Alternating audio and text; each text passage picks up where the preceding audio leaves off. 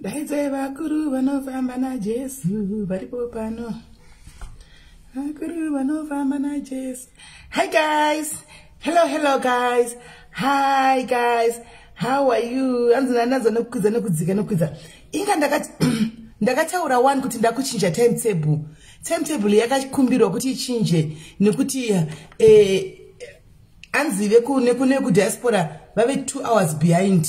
Saka tikatanga na 7 kwavo dzinenge dziri 5. Saka 5 yomwe chanonga chibva kubasa. Saka vakakumbira kuti tangaiwo kuma 8. Indinoona kuti 8 ka inozononga kupera, but guys, we want to try and make our lives short. And let's try and make our lives short. Kuti kurumidze kubva at least tikaita kana 1 hour 30 minutes tokurumidza kudi kuinda ndi kuti vana baba saso complain. Hi guys. How are you guys? Hi guys. How girls? Guys, tega night munzonya iri pano. Tega night guys.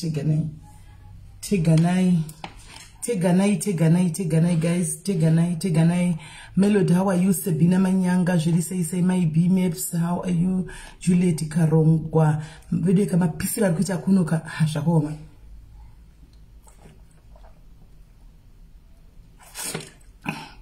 Anzum glow. Yes, I glow. Ndinema glowing oils. I sell glowing oils. Ma oil ku glow and now. Chino pisa mapundu ako kumeso kana une acne problem. Tine chimwe chandakagadzira kora zero chino pisa mapundu ako iwayo. Asicho vava, asicho paradza mapundu ako iwa acne yako iyoyo. Ndakanga ndagara chidzidziwa but ndasana mbochitry. Ndakauchitry ndikabva ndaisa pane mapimples angana shakira ngani mapimples 2 apa. Vandachisa tati chitoseka nasi kuti tinga zvatakangogarira pamusoro pechimushonga ichi naimi. Anomaona chi oil ichocho chitori chi oil. Handiti maona chinosanganiswa nezvimwe zvinhu zvinenge zvichipisa so but chinotoparadza chaiko. Right. Muri say guys, hands time difference are messing me up. True. Very true. Slick Rose really say. Ndinotokagadzira ndinotochigadzira nema oil aya. Ndo andoshandisa kuchigadzira icho chiningi icho chinhu chacho ndochigadzira ne oil iyi. Ndochigadzira ne acid. Oil iyo iyi yakutadza secret 9. Hakusikufarisa here uko. Oil iyi ne acid yacho ishi. Ndotoibvisa mubox andimokona. Ne acid yacho iyi ne oil iyi.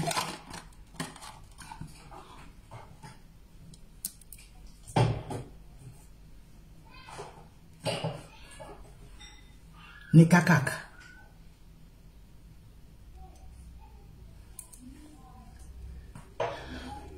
Msati mabata anza muna nakuwashe. Ndinacho chinotokuchema nakuzika. Cha unongopukuta manakuzi chetika. Unongoshandisa usapukute makumbo kana chi unotsva. Unongopukuta manakuzi ayechete nemabvu nemakumbo chete. Matoza ako mabvi nemumu chete. Ndinacho. Hesi Diana Messi Bibiana ayo guys mune ndiko kumorosai. Ndiko kumorosai ndisinga market wa business rangu mopenga imi. Joana Kambare takapfeka majuzi kuno kitu kuno kuri kupisa zvokutotika nasi munaisiya kuri kupisa zvokuti haikuona kuno kukuita zvokutokubuda nhikiri kubuda kuita zvokupisa chekucheko zvokutoti nhasi tichatorara pamusipasi chaipa flow. Thank you Tariro Chidanda, thank you kugeza munin'ina kusichembe zviramba kusakara toda here kusakara nayo. Zviramba kusakara. Next month birthday rangu apa sandi tikuda kukwidza makore. Ndoda kuramba makore angu achingodzikira pasi. Next month apa guys birthday rangu ndova kunge ndichisvika 43. Asi zvikuitika ndezvekuti ini change ndichizosara makore kumasure. Saka ndichange ndichitenda 38 next month andimukona. Ndichange ndichitenda 38 next month. Zvokuti kwa 43 amene vanotaura 43 ndezvavo. Ndezvenyu izvozvo indozati nenchi 38. Inenchi 38. Saka ndigara nangu kudzai. Hanimaona. Right. His faith Maita, Sibo Mampi, Jiri say trust Nube, how are you? Pascal Yatinashe, Jiri say Lee, Lili Nube, Jiri say Messi Rufu Rokuda, Alice Masarabani zviri sei Biyula kachikora tambudza zvakafanana guys nokuti ndikakudza kuti indasvikirira ndege ndazvindira kuAmerica iwe unosangana nezvako kai mwana kana tiri kupark station uko woda kuti ndavaona kupark station ndezvako haminooni ngoona park station ine ndatokudza ndiri kuAmerica nendiri kuAmerica ikoko ndokwane ndiri anoona nendiri kuAmerica zvo ndamona kupark station ndamona kupark station kupi ine ndiri kuenda kudza ndiri kuAmerica ndokwandiri saka 38 loading guys 38 loading is 43 the ameno ndedzenyu kokoko muchodzera 38 43 tine ameno ndedzenyu 43 ini dzangu dzandoda kuti dzosei kushureko titangirane navamwe pa 38 apa saka pa 38 apa guys ndo pandiri kutambira kubva pa next month then ndiripo mozo next month pamotanga kuenda 38 39 zvichinda kumberi tikasvika futi pa 40 tutodzokera futi pa 38 hanoona tichingodaro zvokuinda kumberi ko hazviiti guys hazviiti. Right guys, time mandibvunisa shemndanga ndasvikanga I'm turning 38 in 17. Saka leti uri mtuna wako takainzana. Leti takainzana uri mtuna wako kusvika 38. Takainzana twini. Tiri pamwe chete twini. Zviri kufamba wena. Saka guys, ichai fast tidedze. Gaindise chi stand up. Uya apa. Svikai pa 450. Mr. Chibatani makadi yenyu.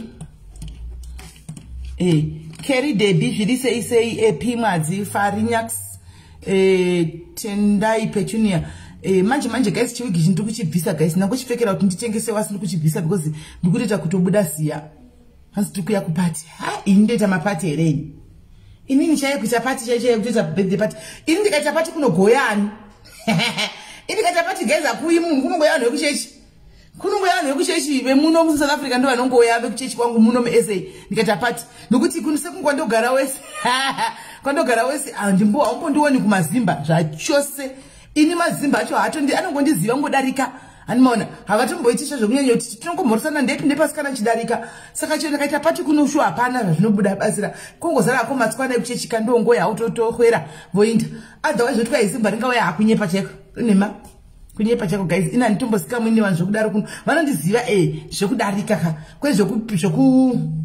zvokutamba tese tichipindirana handiiti izvozvo saka guys chekutanga chendoda kuziva gai ndichaenda kumhorosai maswera seiko guys mamuka seiko manheru sanimonani ninjani tumela madekwanabudhi guys how are you guys I hope you are all okay bonjour guys chekutanga ndechekuti mawigi adzika wigi yandakapfeka iyoyi guys yadzika ndofunga last time yanga iri chizi was it 950 or so andike 100% amukona 100% checheyo Brazilian yidzadzika wigi yadzika iyi ndati ndikaipfeka mondiseka ndikaiseka muno ndikaipfeka imondiseka asikapfekwa nomwe munhu ndona yakanaka zvokuti kasi ndikaipfeka munondiseka guys yechifrinchi ya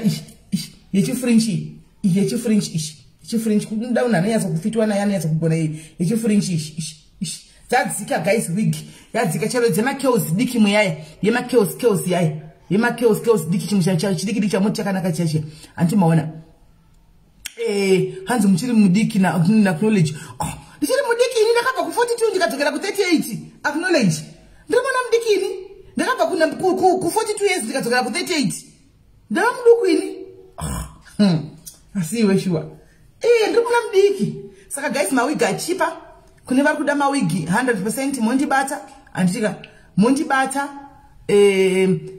ndokutotaura nyaya dzemawigi anzipfeka ito ndosekwa beauty jani ndosekwa ndakamboisipfeka ruviri ndikasekwa ndikabayiwa pano handigoni kuzoyatso kuipfeka zvakanaka saka ini plus inofunga haizondifiti animaona haizondifiti saka ndikaipfeka amene zvanenge akaita nanondiseka saka regai ningokutaza vanoiziva vanhu but yakanaka zvokuti inini iku kuna vanhu vakatenga 3 vanhu vandakatengesera musuno 3 dzakadai so dzakatonaka zvokuti ndikati kweni ndoisekwa seiko doi your mom is here today. The last time she was looking for you magi wangosi pakatoya akati akabvunza pana pakati is my mom there tikati haupo akadzokera wena akatorova fundumwa saka vari kuda mawigi achipa anditika mondibata zidoki mondibata mowana mawigi handiti and zvakare chimwe chiripo guys ndechekudai so chimira tinamba yedu ikwane kune December asvika guys mune vabereki vari kumusha vamwe venyu nenyaya dzelockdown manga muchinamboitira vabereki venyu something guys isu veBruno Furnitures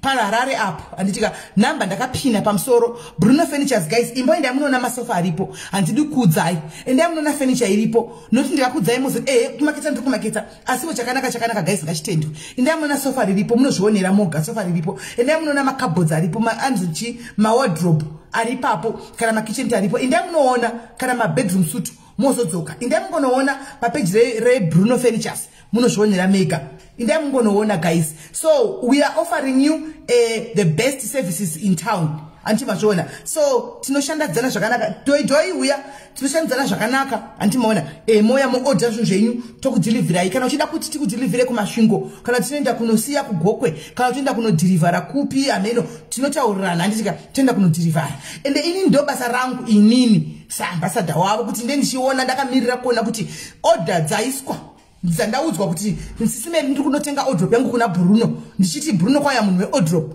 ndendakatomirira kuona mira panzvimbo kuona kuti zvinhu zvadhilivhiwa in time chinhu chainda hatisi kuda a repetition noti kudzidza every day we don't want a repetition of kithi kwameuya furnitures hatisi kuzvida izvozvo animaona because Bruno ndakavaudza Bruno kuti kana ndiri ambassador wenyu mukasanisa zvinhu ndokutry life ndakavaudza vanozviziva vari mucomment section kuti kana mukatenga kuita zvinhu zvokusainza zvinhu ndotobvisa t-shirt yei ndokuisa kunobva ndaisa life ndota life ndichitokudi tichitopedzerana palife hani machiona saka business rinobva ratozodonha hani maona saka tisingadi izvozvo handinodawa nesvibidi yemhino ndoiziva handiti ndofunga ndawa nezvimhino zvipoint ine 16 inch zvipoint isusu vemhino dzakadhasharara hazvibudi your mom is greeting you auya right saka monti namba dziripo guys kana asi kana uchida kuenda kuna uyu undipewo chindiudzawo kuti ndaenda kunotenga wardrobe yangu ndaenda kunotenga masofa angu ndaenda kunotenga bedroom suit yangu kuti ati ndozivawo handiti kuti kana wozouya zvaramba kana zvisina kudhilivhiwa in time inde ndichiziva kuti wakanga waendako haikona kuzo haikona kuti munozongouya wakuti ndakazodaidai ndisingazivi ndichida kuti ndizive kuti tifambirana nditi so please guys let's support one of our own anogona zvake no doubt about it hatidi kushora chakanaka ngatirege kungoshorani pane chakanaka ndo panotangira uroi handi vanzi nachinyasha vanogona thank you chenyasha thank you vanogona zveshuwa vanogonesa sofa ravo chairoka vanogonesa sofa ravo ravanogadzira ndakariona kuno kurichiita 60,000 chaizvo 60,000 sofa ravanogadzira uko kwararoko ndakaona 60,000 kunoku hanimaona so yeah hidha marwe ndachida kutokutsvaga hidha ndikuda kuti usabve pano palive ine ndikukuda I want you on this life hidha marwe usabve hanzi Bruno anogona zvake basa thank you Tanisha thank you saka guys ngatisupportei andika ende kuri kupisa ndinhu zobva dzaonena ndikanaona chinondirikira singaiti suka nzi zvero twigira ko covid right Penia panza mametres ambedha yavo handiziva asandanyatsa kuibata hanzi mwana taura shona hatauri shona hanzi asinanyatsa kuona mbedha yavo handidi kunyepa pametres because handisati ndasvika panzvimbo ndichasvika panzvimbo manje pandichandisa pauche kuZimbabwe ndichanosvika paposition pavo ndombonyatsogara mbedha yavo ndichijamba ndichivata ndichijamba ndichimuka ipapo ndichida kunyatsokuonawo quality yemetres asi masofa kitchen unit mabedroom suit mai mwana izvo nonyatsongoona wega kuti zvinhu zviri kugadzikwa pamubhedha handizivi zvemetres ndambonyatsa kusvika paground ndichasvika paground manje apa ndonyatsa kunoigarira mbedha yacho ndonyatsokunoona kuti haivhunikeri antimazvona right saka vari kuda kutenga please namba dziri pamusoro but let me know yako WhatsApp and let me know kuti Smelly ndikuda sezviri kuita vamwe vari kutenga pane mukadzi akaisa a very beautiful nikikiri makabhodzi ake emumba emkitchen handimaona asitabvako naisweka vanogona joilini handimaona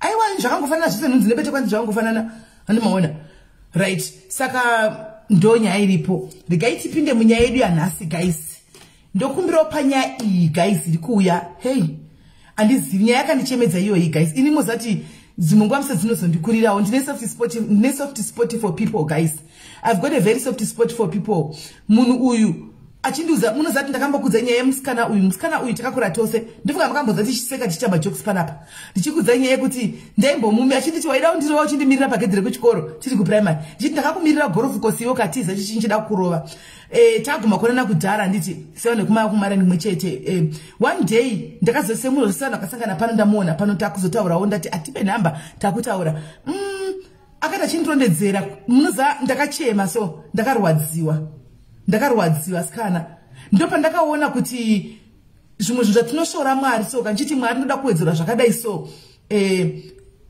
hanzi vanogona ini vakadeliver kuUK chaiko. Oh, thank you Mamoyo my PJ, thank you. Thank you. Anti mazviona. So ndakarwadziwa ndikatoti Mwari sorry yenyu Jehovah. Ndinoshora zvimwe zvinchiti kwa Mwari pandanamata nguva yareba kose musiri kundinzwa. Kune mumwe munhu akusangana zvakadai makamboisa nhamo dzako guys, makambotora maproblems ako womaisa patable wotora maproblems eumwe munhu womaisa patable wotenga kunyatsa kukombeya maproblems eumwe munhu. So munhu wakakura unyatsoziva life yake kuti life yake yanga yakanaka, munhu wakakura unyatsoona kuti munhu uyu kauya akanga ashone life yakanga yakatorongeka like yakatonaka. All of a sudden ozosakakudza zvinhu zvakadaro wozongomona achinja guys, wozongomona zvinhu zvatongokudza zvinhu zvekuti newoga unongochema. So ndakachema, ndakakwanisa kupindura, ndakachema pafoni achitaura nyaya yake, ndakachema ndikati ndakazoti after pani ndikati Mwari kosei vamwe tivaona zvachipinda pakadai so nemhaka yei Mwari vanhu vachipinda pakuva yakadai so. But zvisinei, she's here today. She was not strong enough kuti akudze ashe nyaya yake, but I think today she's ready kuti ashechi nyaya yake nemi. Inotondiremera inini wacho nyaya yachona, animona inondiremera. Munhu ndakakura nchiziva, vakabona gazi munhu wakakura uchiziva kuti zvinhu zvavo kumboko zvakatobatana everything zviri right and munhu atori boy and what not, and then all of a sudden akungogudza. Amen. All right. Taenderera mberi kuti timufonere guys. Hanzi akazoya kwaiti she was there Masha, she was there kwaiti akauya kwaiti. Ndakaona comment ya Hida achitaura kuti ndibate because I think vakanga vari kwaiti makamuona, vakanga vari kwaiti amudi kuudzwa makamuona she's so joyful, she's so munari happy spirit. Hana mbotarisa kuti ndakapfekei, vamwe vakapfekei, hana mbotarisa musoro vamwe akaita se munhu akanga achingofara nevamwe guys, just like that. Unoona ndofunga vaiona palive bvunzai Hida, ndakaona Hida achiona comment yake akangomuona akakomenda kuti ndokumbirawo musikana uyu agondibata, but ndofunga pana munhu akwanisa kumba namba yake. Haana kuita wari kuti akauya sezvaanga ari, akatumirwa mari yedress namave, but mari yedress yakanonoka kusvika, yakasvika iriko samangwana haiti. Saka hana akandikamuti chishandi chichogamuna nokupa mari, unodi ndakusendera mari yako 700 yawatumigwa namafe, ndaunoshandisa iyoyo uchagamuna nokupa, and then kana yaita uzodzosera munhu. So I think akaenda akashaya munhu akamukwereta akangotora dress rake raive naro. Makamuona guys, ndisi kuda kukudzai, makazvionera, makamuona. So today she's here to share life. Ndofunga ndasi ndasara ndiri busy. Ane vana vake vandakaona nechimwana chine 4 years. Ndasara ndiri busy hembe dzadhoidhoi dzese diki. Ndikakwanisa kunganza maplastic angu masihombe maviri. Ndakwanisa kupunganza maplastic angu masihombe maviri. Iye sanza I saw her in pink dress. Thank you. Iye akatoya kazvikiro zvake mabhanza ke musoro akangotora chifasini chake akaisa ndozviripo. Akandogutska, she's content in life yake. We complain more guys. We complain more. Musadzi yangu musadzi kutika Mwari ndocomplaina every day. But kuna mumwe ndorarama imwe life yekuti once you connected me, they want to go. Okay, let me pin number again. Yeah, Hida. Okay. Thank you, Hida. Thank you, Hida. Thank you. Mr. Deputy Mari, Jando, every day, can you go Kova mwana, ko mwinda achikusikana. Kusha wa dress, rekubida kwenda kupata nzandende kupatina nda dress rakanaka wakumana. Anmona, dusha tinoita. Boots chesha hii hanzi na ndiende because andina boots. Animazona. Hanzi andende kupati because I'm not driving a nice car. Moto yangu haiti kuti inomira pane dzimwe motikari. But akabuda guys, you saw her. Akabuda. Let's just be grateful nezvo zvatina zvasikana. Right. Tine umwe wedu muDiaries panapa pa ari Cape Town. Cape Town akashakirwa nemurume. Akashakirwa nemurume wake kusura nesuro. Gaindi kupei voice note munzwisise. Ndofunga takatuma maDiaries admin team ya SA ndakati ndavapa nyaya yacho vakabva vatuma maDiaries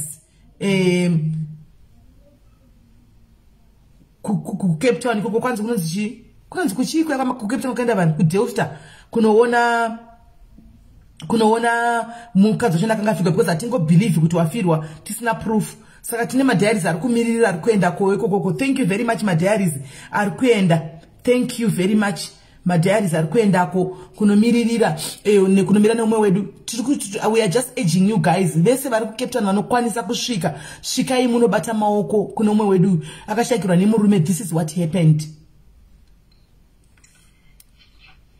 Magadi SIS MELLY faida awiri wanodambudziko urumungwa shudhu makuseni saka tambotaura nevamwe kuno kusaka vati ndimbozivisei ndiri mudhayari urumungwa shudhu makuseni saka pashudhu wabva afira papo ndinoitwa paida mwebva navo. Right. Saka murume wakashutwa makuseni, anzi vakashutwa vari 7-8 vachibva kubasa. Vashutwa kudaro, vamwe vese vakasheka pakararama 2. Ndofunga vamwe vese vakadi havana kurarama. Saka mumwe atori mudhayari atori registered. Mazano neregister riri kuenda zvinetsi. Tinongoenda kuregister tunotarisa. Tangomubvunza zita rake nesename akatipa, takaendawo zveshuwa kubhuku redu rediaries riya kudatabase arimo zveshuwa akaregister kudhara. Anoona. Saka mumwe wedu mukadzi ari kunoko ende vanga vachangouya kubva kuZimbabwe mufunge. Vanga vasina nguva vachita pinda kuSouth Africa kunotsvaga green pastures. Murume achienda kunotsvaga mabasa ndobva ashutwa ndobva afira ipapo.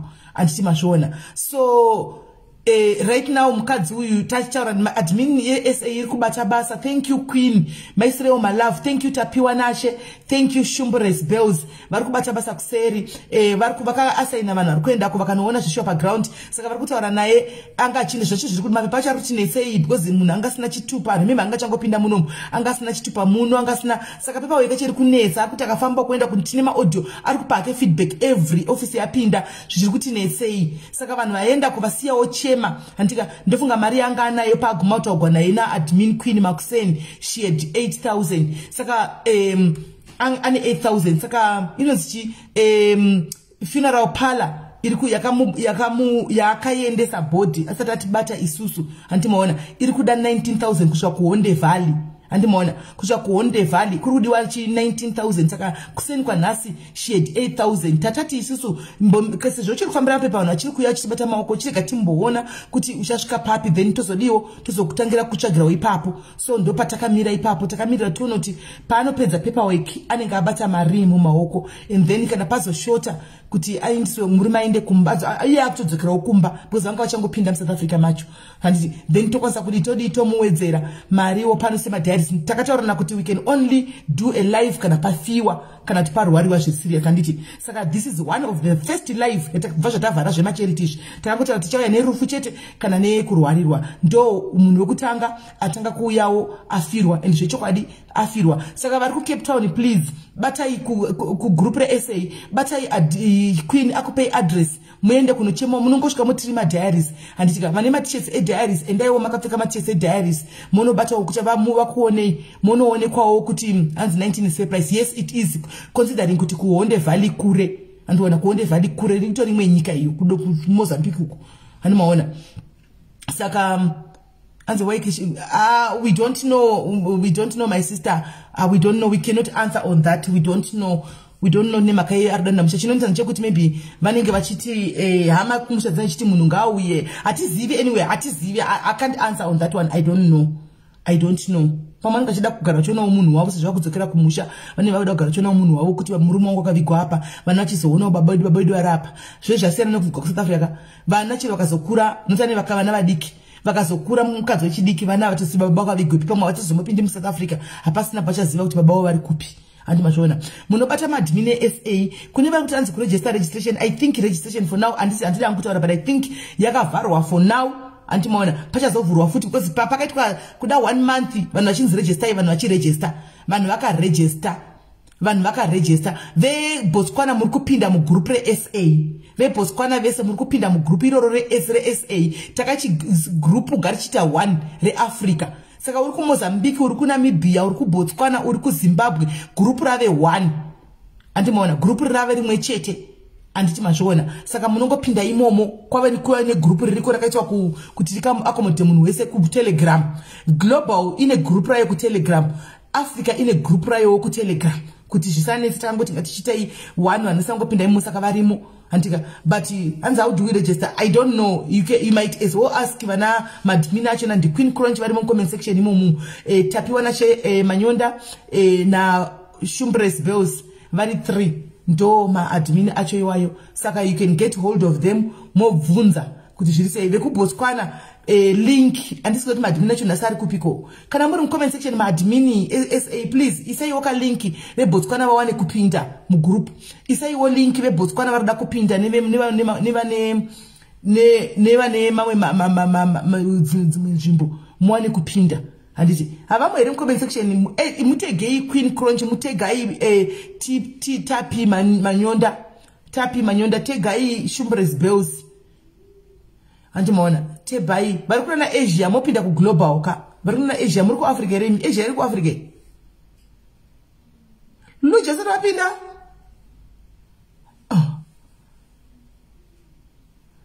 madimina chari kupiko vasiri kutombo batika kani hanzi neve ku UK ngavaise link aizvi again kuwabata. It seems as if nas apana admin aripo tese zvedu apana admin aripo regente kubata we SA madmin SA apana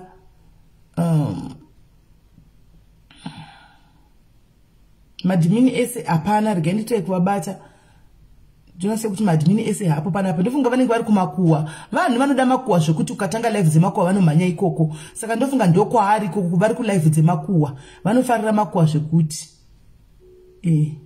saka ndofunga vamhanya kumakuwa. Okay, Queen uyo auya adzoka ndofunga vadzoka kumakuwa. Hanzi ma groups are confusing. How are they confusing? Ndopa tupa munoona manje kuti diaries yakakosha patoti register zvakakosha hani mukuona mukadzi uyu tuti takutopindira so atofa atoshagirwa nemurume takutopindira takutobatsira kuti murume wakachengetwa. Zvadai nchikudzai kuti pane kuti musoro muchitituka muchiti bhasha yenyu vasenge vanhu vari muAfrica muno the best that you can do andika yes pegi siyana ine zvakawanda zvokuti tikutituka munotituka hazviperi but there is kune zvinhu zviri nani zvatinogona kuita paupenyu that mungoswera kutukana nevanhu andimazviona like the likes of this one amwe ashakirwa nemurume takupindira manje takutobatsira anditi right 8 dzabva dzashaya saka ndakuchitangidza right global and Selina varimo anditika saka I think ipapo ndapedza inchirega ndipinde panyaya yedu yanhasi right.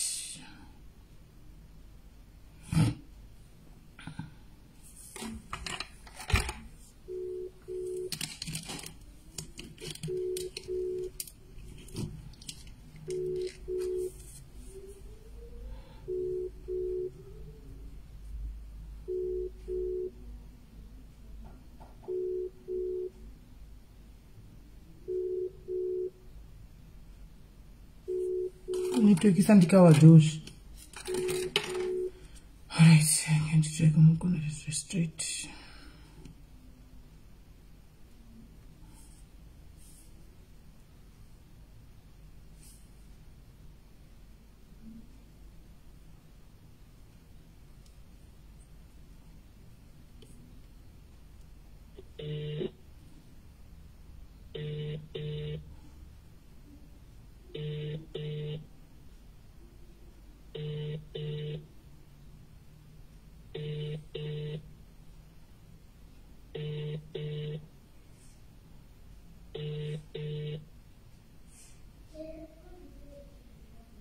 You have reached the voice.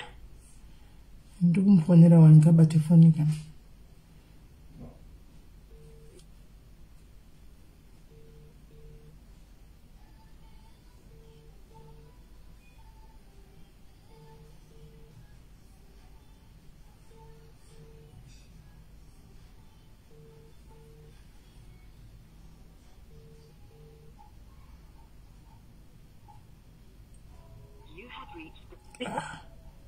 Na video inga ndokumfonera direct one ko ainde ipi.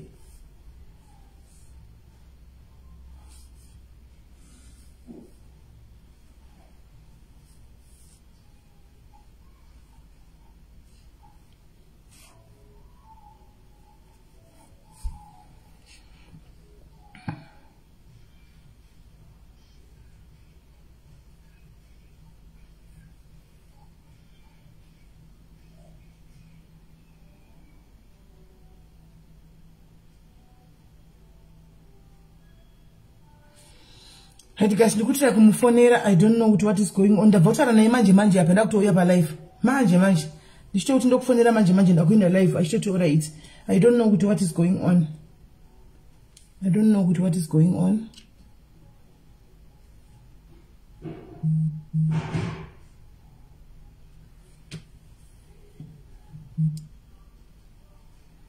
I don't know what is going on.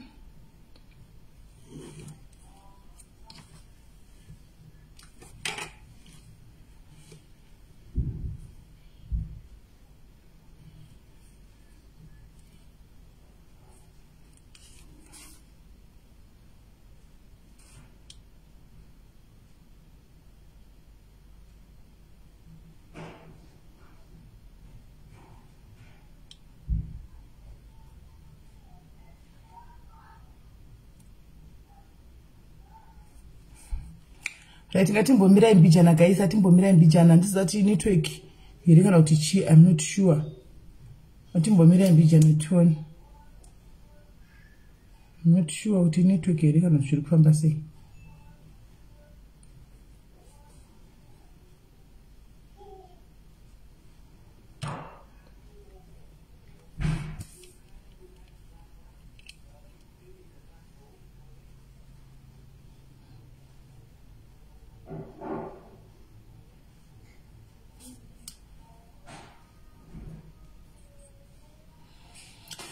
Timbomirira mbijana.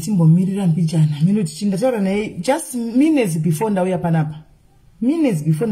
Ndichitomuti ndakupinda live. Akati alright.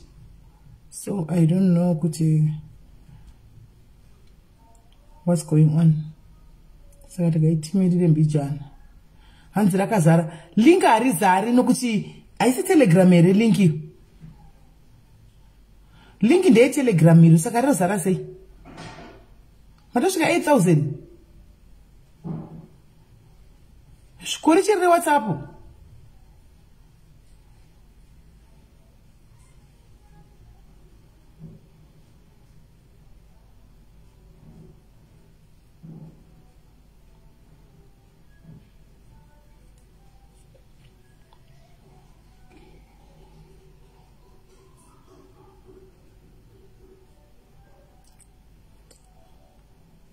Going tarisa inbox, tarisa WhatsApp yako. Going tarisa WhatsApp yako.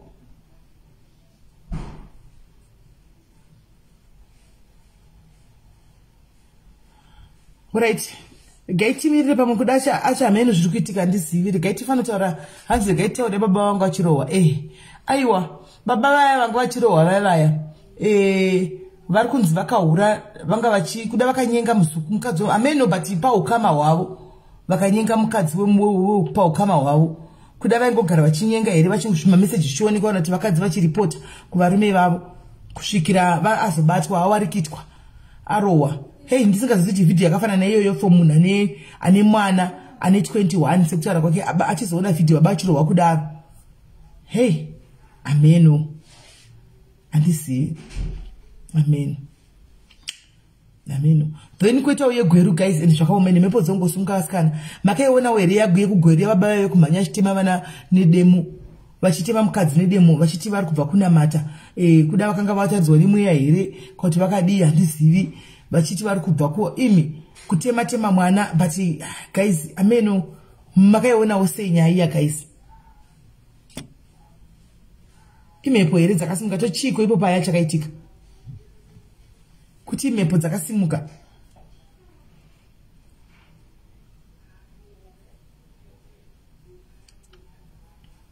Kuti chakaitika.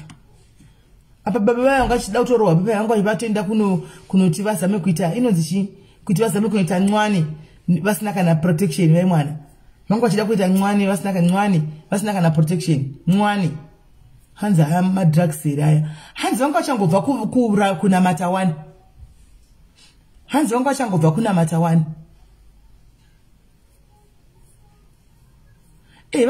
kuna mata. Saka handizozivi kuti vachangobva kuna matingati madrugs. Hanzi vaipinda AFM. There vaipinda.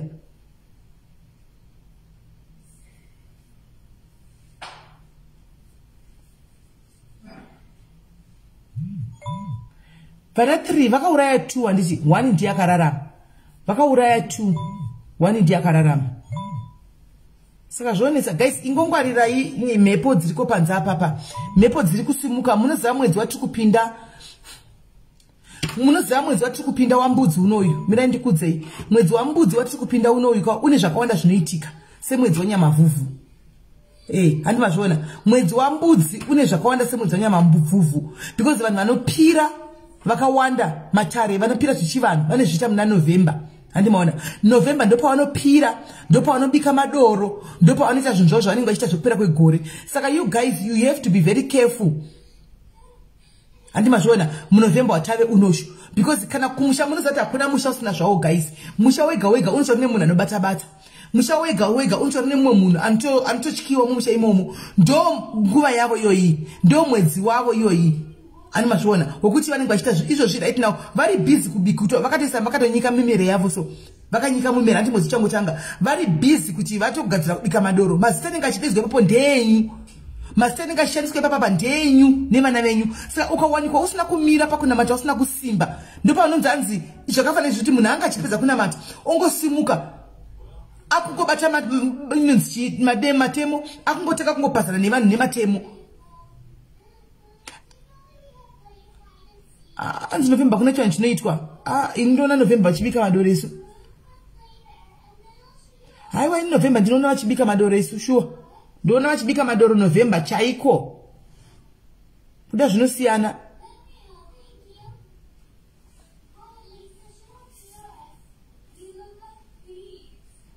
Kuda zvinosiyana.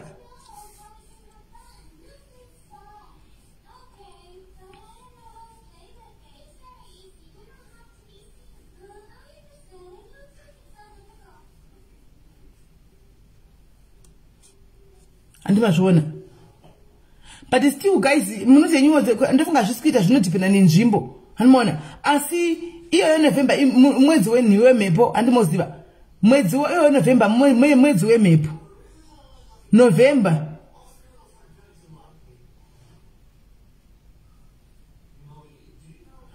Mwedzi wemhepo November. Saka imimi chingo avoidai zvimwe zvinhu zvokuda kufamba usiku.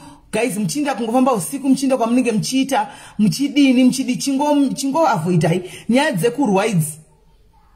Nyaya dzekuma mchingogwa nevanhu unorova munhu agara achida kutozvifira kudhara wongoti bho mai mwana munhu agara akaitigwa zvake zvakaitigwa obva ati DC yasisarira iye atofaka iwe wakutenda kudi wakutenda kujeri wakutonopiwa medha. Saka ingo zvimwe zvinhu zvinoavoidika ka ingo avoidai. November mwedzi wemhepo sanyamavhuvhu saAugust. Animaona November iwoyu November mwedzi wakatoipa November mwedzi wakatoipa iwoyu zvose na nyamavhuvhu wacho na nikikiri na uyu na August. Animaona mwedzi yakatoipa nyamavhuvhu ndiyo August mwedzi yakatoipa. Saka just be careful guys mukufamba because mazita acho nakatoreverekwa sezvo muchiitwa iNovember hapana chinoitwa asi ndaimboona kumusha kwedu achiita isu. Amen. Kuda vanongoita zvemusoro wavo ndidani ndakanganisa amen. Anomaona. Asi kachero November October August September October November 4 months ati vaireverera kwaita zvavanenge vachiita zvokubata iko zvino guys makamboni munhu anongoti kupedza kusimuka kupedza kunamata nekusimuka otaka kutotema vanhu nemasana makambozvionepi izvozvo mutonyasaona kuti kune zvinenge zvichiitika. Hanzi chivanhu chinoitwa after 15 November. Ani mukona zvakasiyana siyana. Hani matoi mazviona ka hanzi chivanhu chinoitwa after 15 November. After mwedzi wa 15 chivanhu choitwa. Ani mazviona. Imimi chingo avoida chete zvakawanda kuti tisvikewo munani muna gore rinoyawo tichiva penyu Mwari vakachengeta tese. Zvimwe zvinhu zviri avoidable guys, let's try and avoid. Handiti musafarire varume zvikuru sei, musafarire kungofamba usiku. Vesenge vanhu vari Cape Town uko. Cape Town. Vanhu vari Cape Town uko. Please. Ku Cape Town kunorewa munhu seuku Cape Town uko. Kunorewa vanhu seuku, musafambe usiku. munouraiwa mukona dzanangoshudwa munarungodhugwa Cape Town uko anoona vanachikuuraiwa Cape Town saka musafambe usiku avoidai kashoma kuti Cape Town tizati vanopindira mudzimba but zvishomawo kuti uzopindirwa mudzimba kasi murodhi mapara vana malala paipi aya vanenge vakumirira murodhi vana malala paipi vaya andimazviona saka avoidaiwo nyaya dzekuti mune muchimondora makadhakwa avoidai maaccidents ndo panosimuka ipapa pakawanda wanda iyo November December takupinda uyu handi munenge makadhakwa makafarisa mapongo zvibhonasi oda muchapiwa asi gore rino munenge musingapiwi zvibhonasi nokuti necovid makambani hana mari saka zvibhonasi hakuna anomaona tengai madoro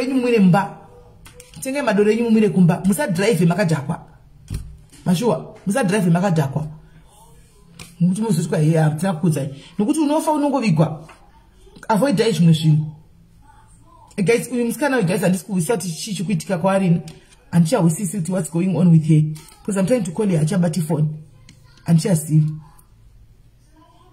like haichapindi like mamessage hachapindi handichaziviwo maybe semunhu anoshanda kustay in pamwe kudani ameno handizivi hachapindi ameno handisiviwo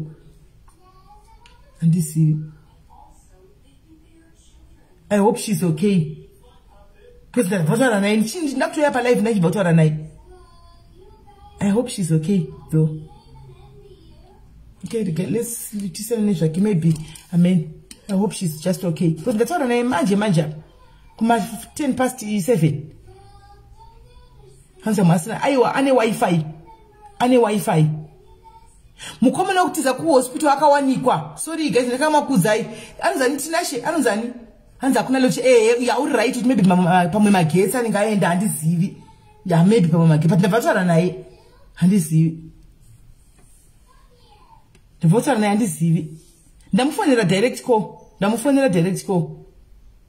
ndamufonera direct mukomana yakawanikwa maybe ane breakdown guys maybe ane breakdown pamwe andiona ndichichema apa pamwe aita breakdown because ane nyaya inotorema inotoinvolva nemadethi mukati ndofunga pamwe aita breakdown ake probably pamwe aita breakdown maybe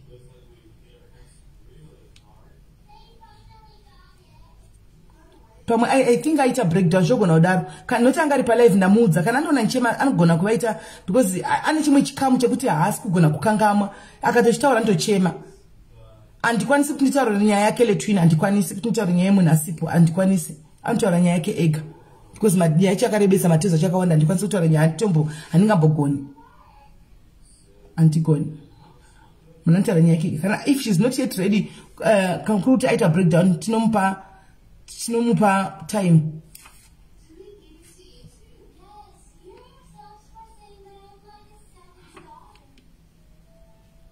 ane chikamu chekuti akatanga kutaura chiti andochema chero chikaita sei so maybe pamwe andiona ndichemawo akatanga kuchema me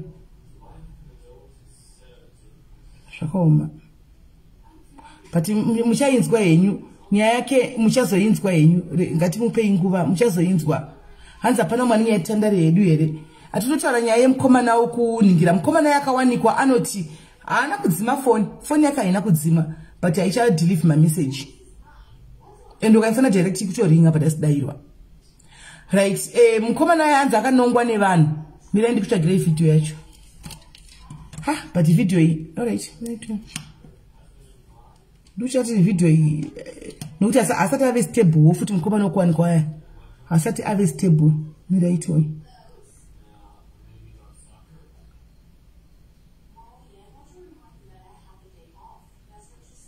right vanhu vakadedza mbuya venyu vaiva yakawanikwa ari mupenyu vakadedza mbuya venyu vekuzimbabwe vaya mbuya venyu vakasvika mbuya venyu kwai ndasvika kwaida mbuya venyu vatumira message kwai ndikuzive kuti ndasvika saka vakandipa nhamba mekuti nhamba idzi ndozipina apa here kuti muzotora nhamba dzacho handizivi because madhiri enyu nambuya venyu aya handizozivi hangu kuti akupfachikira kwandiri sei but madhiri enyu aya hasi madhiri angu ndichaiwana here video iya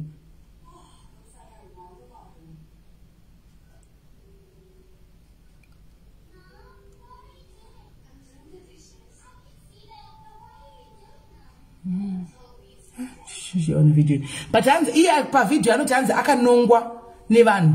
Hands handizi ndakabuda mu hospital sei. Ndabuda mu hospital sei. Hands ndakabuda ndichingangofamba famba ndobva ndadonha pasi. Saka adonha pasi kudaro akabva anongwa. Imo muchipatara mavainda kunomutsvaka imo muya ndo maanga ari.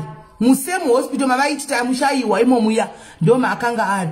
Saka vakazopinda mu hospital anongwa vanhu vai vakamudzosera mu hospital adonha panze. Vamudzosera mu hospital semunhu angari ananza akaita unconscious for 31 days. Saka kuti vazive zita kuti ndiani hapana munhu aimuziva. Hanomaona kuti vasati ari kubvepa pana vai vangomunonga panze vangomunonga vakamukanda mukati ndobva andopinda pakoma. Apinda pakoma akaisa padrip akadi akaita 31 days ari pakoma. Musi waakazomuka ndio musi wakabvunza mari aona ari hospital akabvunza mari ndakasvika sei pano. Manisi akati zivi anga asina chitupa anga asina anything. Saka budzi ndofunga vaingoenda kutambira kwakanga vamusiya kuenda kwavaitsvaka izvo paakanongwa akaendeswa kupi chipatara chihombe ichi akaendeswa kune imwe ward. Saka vaimushayiwa nokuti hapana zita chero ranga risina kunyoreswa anga asina. Manisi anga angochengetawo ari paangoita unconscious kudaro vachingofidha nedrip. Hanomaona saka ndo paakazoti ndina mukoma wangu asi asati ave right fair chera chitaura kudai so asati ave right achiri shaky asi munhu asati ave right asati ave stable. Saka pano anototomboda nguva yekuti akwanise kuti ahile because chera chitaura unotoona kuti ari kumanikidza kutaura plus ane fear. Ameno ane fear anenge anayo. Handimaona ane fear anenge anayo asati ave stable though. Handimaona but at least saka azomubudaro manesi ndo pakati nhamba ndobva arangarira nhamba dzabhudhi vake ndobva vapa ndobva vazofonirwa bhudhi vake ndobva vazoenda vakanomuona. Saka vakatonditorera chividhio vanaye mukomana wachipatara ndakwanisa kutaura naye because state yake ndakaona kuti hakwanisi kuti ndingataura naye. Saka vakamuwana mupenyu uriko uriko right. Regai tipinde mune imwe topic. Regai tipinde mune imwe topic yanhasi. Regai tipinde mune imwe topic yedu nokuti uyu hatisi kumubata. I don't know what happened. I just think you maybe aita breakdown. Ndakufunga kuti aita maybe breakdown zvandikufunga. Anyway, so right. Ndida kungovhurira maline handitika vane nyaya dzavo dzamunoda kutiudzawo dzinorwadza dzamakasangana nadzo dzinonakiza dzamakasangana nadzo handika dzinosekesa takungoita izvi zviripo tivhurirei because ndandisina kugadzirira ndandichiziva kuti ndine munhu ari kuuya ari kuda kutaura nyaya yake. Saka pane zvaitika pane something chaitika handisati ndaziva kuti chii but pane something chaitika animaona. So let's wait. Saka guys ngatifonei ngatichibvisa hedu ichi gogove masare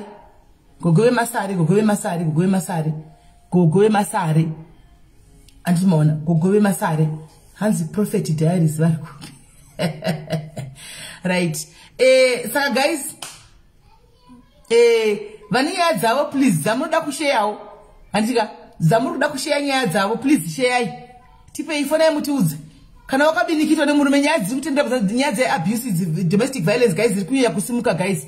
Makamuona nozipo achibiniwa nanjeza nozipo wakabiniwa zvokuti nanjeza asi akanga mboudzwa kuti mamulambo kuti sina nemunhu uyu akaita naro right. Munomaziva handiti kama symptoms emanhingikiri ema-abuse muma-marriages nema-relationships muri kumaziva handiti vazhinji mukungorohwa muri kurohwa fesi dzabvaruka idzi nekurohwa makangogara panzvimbo muri kuti hamukwanisi kuti mubve muchaurawa. Makamuona nozipa achirohwa handiti makamuona nozipa akarohwa kutsikwa musoro wose ndikuti vafona mudiaries yakati changamu. Hello kola. Ndiri right muri sei?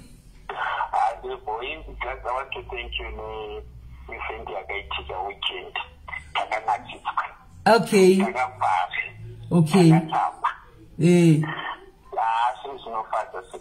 Thank you very much. The event was very successful. Takafara.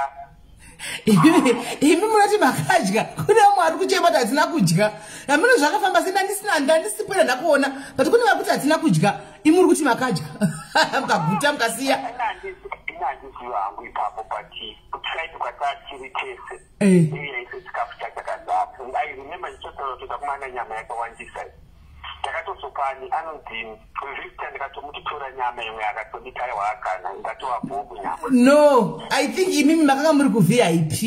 I think makaita zvekupiwa naLorena handiti. Saka Lorena I think ndiyakaita zvekukupai chikafu saka iziva kuti VIP but vazhinji vakazoenda kumatebhu kunozvitorera aiwa chikafu kwakavakwana kusisina kutaura kwavo. but zvinhu zvinoitika so sisimeli kuti pachakakosha ndechekuti vanhu vakaungana vanhu vakafara aiwa vanhu vakafara aiwa kufara takafara shemu kufara takafara izvozvi takutogadzirira yekapa yecape town izvozvi takutogadzira takuti takagore rino kutoigadzirira cape town and hatisi kumira takutoenda kekapa kurege tira kunotambawo rege tiriko kotisadi aiwa tinoenda navamugabe tofamba navo tinoinvita vamugabe toenda navamugabe kuitira kuti vagozotesa zvichabuda koko kucape town kuti zvinenge zvakambira sei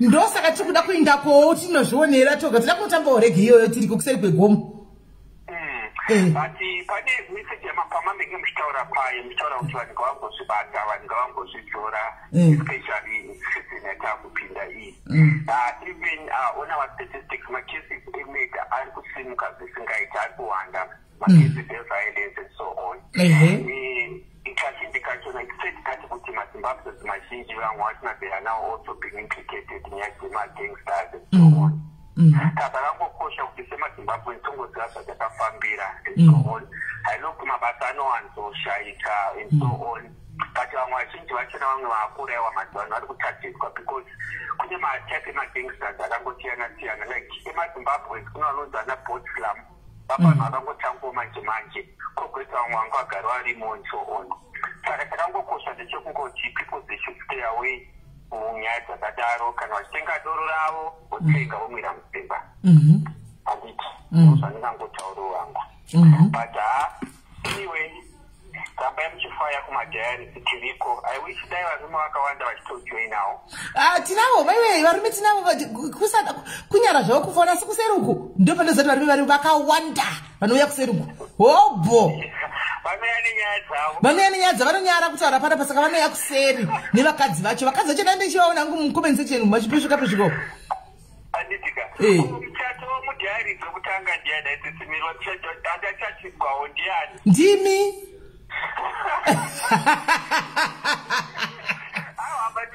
let's push for that one chat of diaries please 2022 zvinofana kuitika chikuita ndechekuti nyaya yerege mozamukoma moboyzika nyaya yerege iyi yadistroya vanhu handizivi kuti mukapawo advice ipi imimi mukoma mbozha matauya kudai so pano paplatform semunhu wechirume right good one good move yamaita semunhu wechirume imimi taurai makamirira varume ipai hanzvadzi dzenyu kana nasisi venyu ava advice antika on my relationships kana vasangana nevakoma navo because chiri kuitika pavana chidika ava mapiano aya indovadedza kuti mapiano vanoda kuita 50-50 ani muri kuona kuti ina handiitigwi zvakadai ndobva ndaitawo murume akanzi adai neino ndinotohura andimaona saka ndopari kuti nese papa like havasi kumira handisi kuti mungavabatsirawo sei vana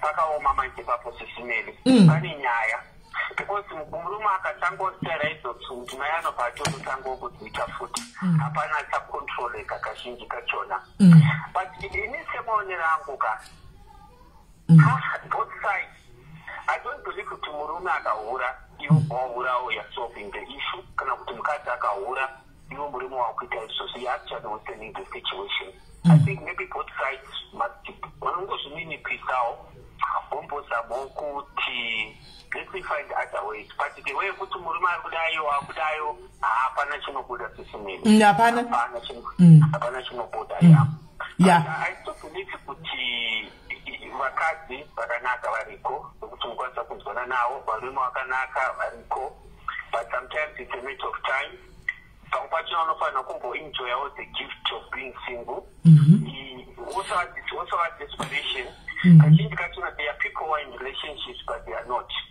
like the same thing kuti vanhu vari married but they are not married tell kuti hapana zviri kuitika and so on saka kazhinji kachona chimbobvumwa kuti ndikandimboitawo single for now mutombonazoona kuti chii chiri kuitika kamdaenjoy sisimeli uri single kudaro relationship but at the same time you need someone wawana wasvikokumba izvozvi wabitirwa kwakulisewo kubasa and so on Yeah.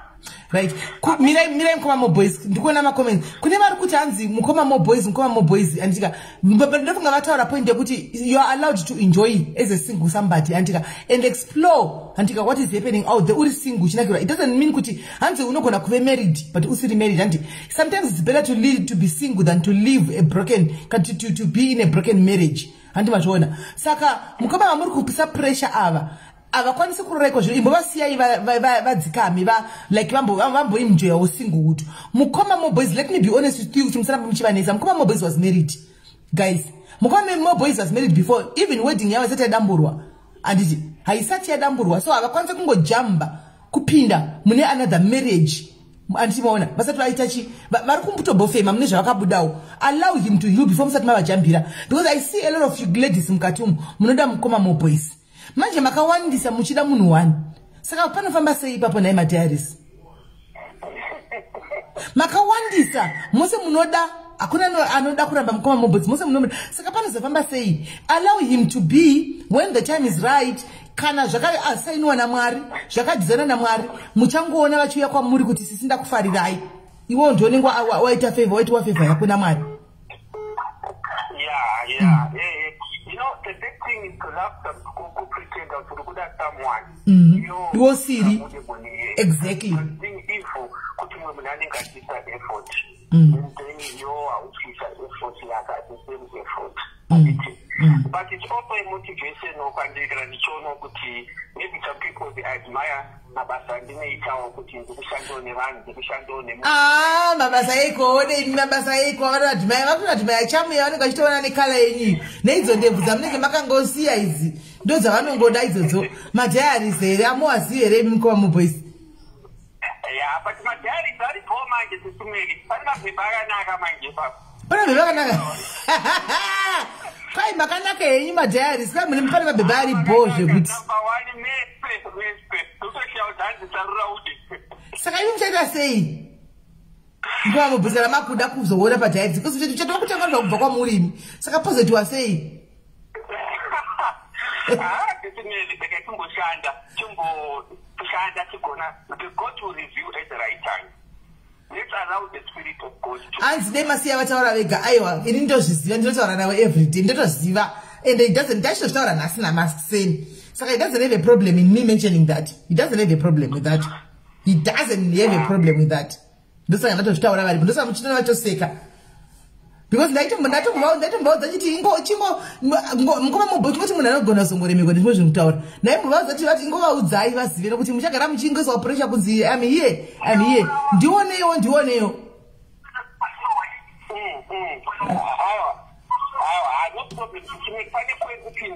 All right mukoma moboys, thank you very much, thank you, bless you. Right. Hanzi vakuda mari. PaDiaries anoda mari. PaDiaries havangodi nje. Havadi nje. Asi nje kuchanga tichaona ndewake. Ndewati chatanga kuda kunoita noise koko tichinoona kigwa tichinospina tiri koko. Right. Pane munhu ari kufona here zvakare tinzwe tiudzei nyaya dzinonakidza dzinosuisa dzakakurwadza dzakakuda kunzwawo nyaya dzinosekesa seke zvedisi. Kola hello. Hello Sis Melly. Yes chera uri sei? Ndiri muri sei? Ndiri right. Mababa ataura identity yangu apa singade kutaura asi ndiri kuyandire anonymous. But vana chera kamuri vangani pano pasi pano PaDiaries muri vangani? Atakawandisa stereki. Let me tell you my story. Yeah, domestic violence. Vanhu vari kufona manje, vanhu pavanofona manje vanodisturba munhu ari ku mutombomira wakadaro vari vanhu vacho vanobva wafona imwe uri paniki imirai mukaningira guys ndokuritenai ingobhazai ndokufonirai bheki endera mberi kona. Yo. Yo.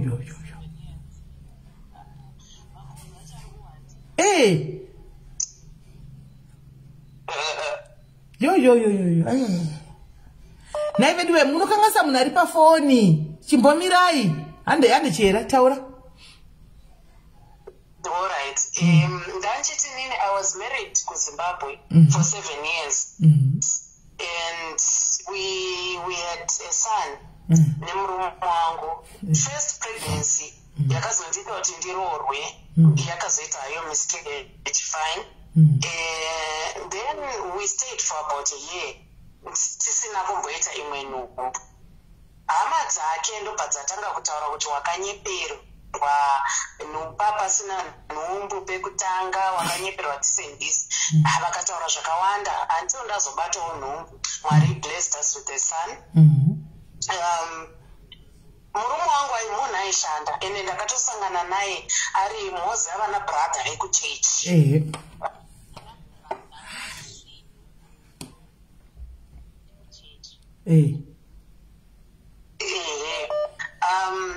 So we were that kind of a family yekuti taenda kuchechi.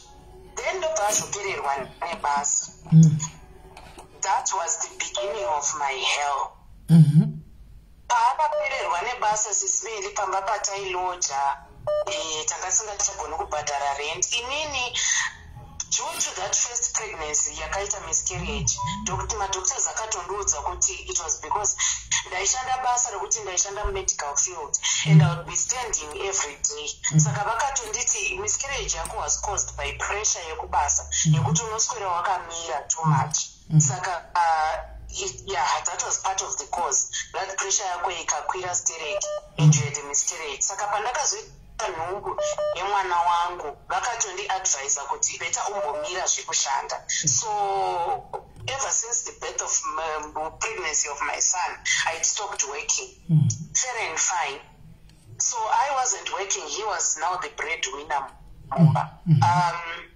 Ndokubva apererwa nebasa. Vakaretrenchwa kubasa. Mai vangu vanga vaine imba yavo yavanga vakavaka kuZimbabwe. My mom is staying in SA. So she built a house in Zim kwakusingagari munhu. Ndobva vatoti yesterday kuti mutsvage kwekuloja imusina mari, murume hasi kushanda iwo hausi kushanda, vachidi kunogara kupi kumba kwangu. Ndobva taenda we were staying there, all was well. My mother was helping us nemagroceries here and there nemasisters angu. Hama dzake, truthfully speaking, hapana chavaicontribute. Then ndobva ndazotora nehanzvadzi yake adzingwawo kumba kwaaigara kwana tete vake. Adzingwa aimitisiwawo ndobva vamudzinga. Ndobva ndatora hanzvadziya vatete vaya ndobva ndatanga kugara naye. Mwana wake akatozvarirwa mumaoko. We got along so well navatete ava. Until today we still get along. So as we were staying in my mother's house, mai vangu munhu yaya anouya kuZimbabwe kamwe pagore muna December. So all this 2 years dzese ndaivanzira vanhu zvinhu zvaiitika. Sisimeli ndakatanga kurohwa, murume akatanga kumwa doro zvizve. Moziva kuti brother vekuchechi vakatanga kumwa doro ka vanorimira final. Kwete zvekufungidzira. Vanotopfura zvidhakwa zvagara zvichimwa doro zvichienda kubawa. Because I think he was frustrated kuti handisi kushanda and all this, I can't take care of my family. I don't know. Until today I don't know, Sis May, what was going on with him. Ndichivanza ndisingatauri kwahama dzangu. Then apa wairo uri mumba mamai vako? Padheni pamai vako? Ndimba mamai vangu. Yes. So pane rimwe day raakazombouya mumba at 2 AM. Ndobva achiwana tarara, ndobva ada kutanga zvenoise dzake dze-everyday. Ndobva asumudza demo, akada kunditema nedemo. Ndobva ndatiza ndikaenda bedroom mavatete. Takarara sisimeli takagara. Kugara kujega door takagara navatete. Achitoti ndoda kukuponda imese munhu, ndoda kutouraya twese turi munhu. Ndakangogona kunhonga mwana wangu. Ndikatiza ndikaenda bedroom mavatete tikavhara door. Unfortunately risinga key door racho. Ndakatorara ndakajega door sisimeli. Takagara navatete. That was one. Okay, ndobva zvamboti porei, ndobva zvatanga futi umwe musi, adzoka futi na 2 AM. Ina ndisikuziva kuti munhu uyu pane zvaari kuvhara. Handinombozvisa mumusoro. Right. Auya futi zve anhonga demo, akati pano panoti uya mota mbiri. one yemapurisa ichindisunga inini nemochari ichiyausikutakura imimi muri kuita basa rekusara muchihura navatete vako pano taura taita sei tinongozviswerera pano hatiendi anyway toswera titi mugedhi muri kuita chipambi panapa okay 2 time yechi3 yaakazozviita mai vangu vanga vauya muna December SIS MELLY. The sad part about it, mai vangu vauya kuholiday muna December vari mubedroom avo isiti mubedroom medu vatete vari mubedroom avo shasha yauya in fact we had graduation party yamunina wangu the day before saka moziva zvezvokuti pane party pamba vanhu vakawanda vanga vauya saka takangoti madzimai akarara musitting room madzimai echidiki isusu madzimai echidiki takarara musitting room vana baba ndobva vasara vari panze tikati imi mafesi mozozvionera maspare bedroom aripo mozviona plan ikokoko vana moms machembere akarara mubedroom amama fair and fine so no one ever noticed kuti akaendepi handiti muri kuona kuti akabuda pamba hapana munhu akazviongorora okay fair and fine zvegraduation party zvapfuura the following day vanhu vazodispersa vadzokera kudzimba dzavo ndobva adzoka mubana 2 am ndobva atanga zvake zvenoise zvemazuva ese asimudza zvedemo ndiri kutokutema zvese nachimaita ako ichocho chinozviudza kuti just because ndigere papa pacho chonditonga inini he said a lot of things mai vako varipo mai vangu vari mubedroom avo vakarara ndobva ndasumuka nchimhanya ndobva ndaenda kubedroom kwamama mama kuti chii wauya muno uri kutema chii ndikati bashoni vatanga chii vatanga zvenoisi dzavo zvikanzi no inini haungauyi kwandiri indiri vamweni ndiri ambuya kwaari enda kuna vatete vako handiti ndobva ndaenda kuna vatete tete ndobva ati maishoni isusu zidhimi dzitadzijai ndobva simbo takatora mubhedha takasundira mubhedha padhoo ndatora mwana wangu ndasundira mubhedha padhoo I forgot to tell you there was one day ratakasiya mapoto moziva zvo zvekuti chikafu chasara mumapoto shasha haipo tasiya mapoto ari pastofu chikafu chatanga tasiya shasha yakasvika ikaisa mastofu ese pana 6 kuti atsve ndobva anorara ofa kuti chitsve mapoto atsva anyway takazokwa nechihusi mumba SIS MELLY zvekuti takamuka tichikatidzwa imba yese kochii kunodaiwa nekwemapoto ava black SIS MELLY stovu iri red maplate ese iri 4 munhu asvika akangoswicha on stove akanodonhera pasofa akarara nedoro rake okay this day raakazoita performance dzake mai vangu varipo ndobva tarara takadaro mama I don't think vakazomborarawo isusu takararawo takaisa mubhedha pato kuti asapinde because musiwo yaitova serious toti ndikutokutema iwe nechitetseke chako ndikutokuuraya ipanapa nezvivana zvenyu mese ndiri kukuuraya ipanapa makuseni ndobva ndazomuka mama akanditi naiwe taura chokwadi chii chiri kuitika panapa ndobva ndavarondedzera mama ndikati mama enough enough I am done and at that time mubulawayo manga mangoita kamwe moza mweya yenzvimbo SIS MELLY iriko pakangoita mweya wekuti vakadzi vaitemwa nematemo nevarume vavo vaitobuda mumanewspaper I think there were been about 3-4 cases dzevakadzi vakaurayiwa nekutemewa nematemo nevarume vavo saka I just thought in my mind uyu mweya watobata munzvimbo yebulawayo nakutotemwa nedeko panapa ndikaita part of my statistics I think I should leave this marriage that day I told myself I am leaving this marriage. This is not a marriage. Iwe wati pane zvaivhara murume uyu aivhare yauna kupatara taivhara chi? I'm coming to that one. All right. Okay. mai vangu ndobva vati kana zvinhu izvo zvawadhisaidha mwanangu, inini I don't want kuti mangwana muzoti inini ndindakakuitira decision iyoyo. Are you sure this is what you want? Ndikati yes mama, inini ndakuda kusiya marriage. Mai vangu ndobva vati okay, no it's fine. Kana zvinhu izvo zvaukuda manje wafunga kuita sei? Apa tiri kutaura munhu amuka akatora mwana wandanga ndaisa pamubhedha, akatora mwana akabuda akaenda. Mai vangu akati kumwana ari ipi, ndinosomuka ndikuenda kubedroom ndikwana mwana hamuna, iye haamo. Atora foni yangu asiya line refoni yangu, starter pack yangu. Mama ndobva vati hauna here masawira ane mafoni 2 ekuti mukumbire foni 1, because munhu uyu nezvaari kuita anogona kunouraya mwana asina kukukaurisa. Ndobva ndati kuna vatete ndokumbira muendewo paasangwira wangu vari paimba yekutanga, isiri I think tiri imba yechabout 6 here. Uendei paasangwira wangu vari paimba yekutanga apa, ndiye ane mafoni 2, anogona kukupa ifoni. Then ndise line rangu because line rangu arisiya padressing table. Vatete ndobva vaenda, vatete vanga chiri mwana mudiki mind you. Vatete vasvika kuya vakumbira foni vapiwa foni. Ndanga pane $1 ndikati mopfura muchitenga airtime pamusika kuitira kuti ndigowana mufoni mangu mulaini mangu hamuna airtime, motenga neairtime.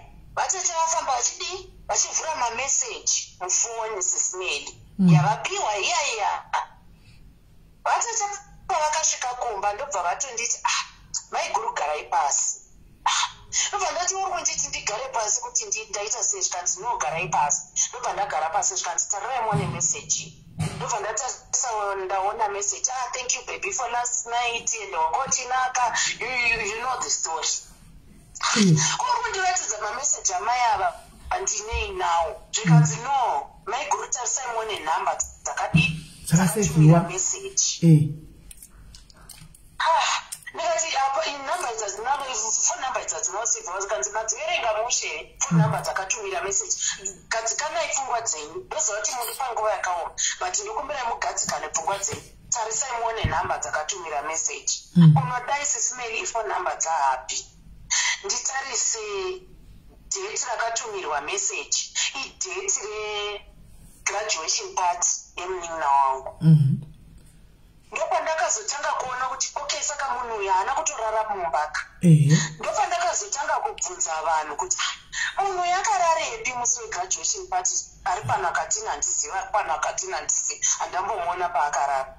SIS MELLY ka ndakangonhonga foni ndikatanga kufonera hama dzake nedzangu ndikichovaudza kuti ndikukudai pano mese right now. Madzitete ake ndikavafonera angu, ndikavafonera hanzvadzi angu, hanzvadzi vakoma vake, everybody. I was just like, I want everybody here. And that was the end of my marriage. Okay, fine. Pandakazoda kufambira nyaya yemaintenance kuZimbabwe, iye ndobva atiza akauya akagara kuDurban. Agara kuDurban, inini handisi kushanda, mabasa akunetsa kuwanikwa and all that. Mama vakanditi achoya John utsvage basa because mwana anga asati atanga kupinda chikoro. Mwana achazoda kuenda kuchikoro. Baba vakandikuona kuti vatokutiza. Ndobva ndauya muno muSouth Africa, I got a very good job. Randichiri kushanda nanhasi. I got a very good job, fair and fine. Shasha ndobva yapererwa nebasa kuDurban. Vekutsvaka? Ndobva yanditsvaga. Handiti munoziva kuti pakambopfuura mvura ichazopfuurawo futi zvekare. Inoerera nepo. Mune mwoyo wokuregerera. Mwoyo wokuregerera. Ndokubva ndati uya kunoku kuJoburg. Kwakuri kuregerera. Iwe kubva muri mapaenda kuDurban wakambenge wazoita boyfriend iri paunga waona basa rako iri? Saka ndo pane nyaya wanga usina kuregerera, waida kungokwenywa chete kujera. Kuregerera demo, kuregerera matembo katatu matatu matembo chibalisa matembo kuregerera wanga usvira kukwenywa chenda kumberi.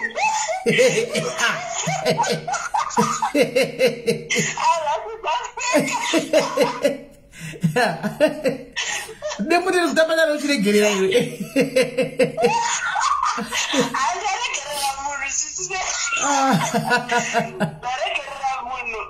Auya banda ndakatotora imba yekurenta, ndabhadhara rent, ndaita zvese. Asi Smelly ndobva azotsvaga mabasa, awana mabasa mumarestaurant. Unfortunately, inini pangu pabasa ndinogara stay in, saka iye aigarawo kwake. Saka ndobva atanga tiauye ikoko. Ndazozvibata inini kuti no man, pane nyaya iri kuitika panapa. Inini because he knew kuti ndinongobuda Friday and obvious Friday, Saturday ndiripo, Sunday ndodzoka kubasa kwangu kuitira kuti Monday ndiri pabasa. Saka I think ana girlfriend vaiuya during the week, inini ndisipo. Pane zvandakazobatawo, mameseji nezvizvi zvandakazobatawo. Ndobva ndaona kuti panapa ndokutambura futi zvechi 10 nya panapa. Ndobva ndasiyana nazvo. Ndobva ndamuramba futi gwepiri. Asi kumatema anambobatwawo. Kwakusina matema ku SA manje. Rinenge raabanga, kuchina matema zvarazovera, kunokurera abanga. Ese ndakamudza kuti shamwari handinoriziva Sunset. Muno ndinokusungisa shamwari. KuZimbabwe ndakakuregerera, handina kukusungisa. Muno ndakuti kusungisa manje. Ukada kunditira manyawi ndokusungisa. Ende zvidoro zvake zvanga zvatova serious sefamily. Zvimwe zviri extreme zvekuti even kubasa, aienda kubasa akadhakwa titi. Ndikapedzisira ndaona kuti no man, munhu uyu haatorina future. Ndikaendesana naye. Ndagara ndingozviitira zvinhu zvangu. Iye hapana chaari kundibetsera nacho, mari yake ringoperera mudodo. Ndikaendesana nazvo. Ndobva ndasiyana naye. Unfortunately for him, fast forward years, 2-3 years later, ndobva apererwa nebasa. This year, I think sometime this year, beginning of this year, ndobva apererwa nebasa. Apererwa nebasa. Apa wamudzinga? Apa watomudzinga? Apa ndamudzinga. Uchaenda hakuchina. Kwekuwana mari yerent hakuchina. Chikafa hasisina. Handisi muri kuona. Munin'ina wake ndobva dzoka kuDurban. Ndaakushandira imwe company and obviously they will take you. Anobva aenda kuDurban. Asvika kuDurban apinzwa pakambani. Shasha iri kungomwa doro. Handisi. I don't know what happened in Durban, Smelly. And it's unfortunate that I actually didn't come PaDiaries kuzotaura kuti ndo nyaya iripo. I don't know what happened in Durban, but 3 weeks ago, ndakafonerwa navatedi, even ndakasenderwa mameseji nehanzvadzi yake inogara kuZambia.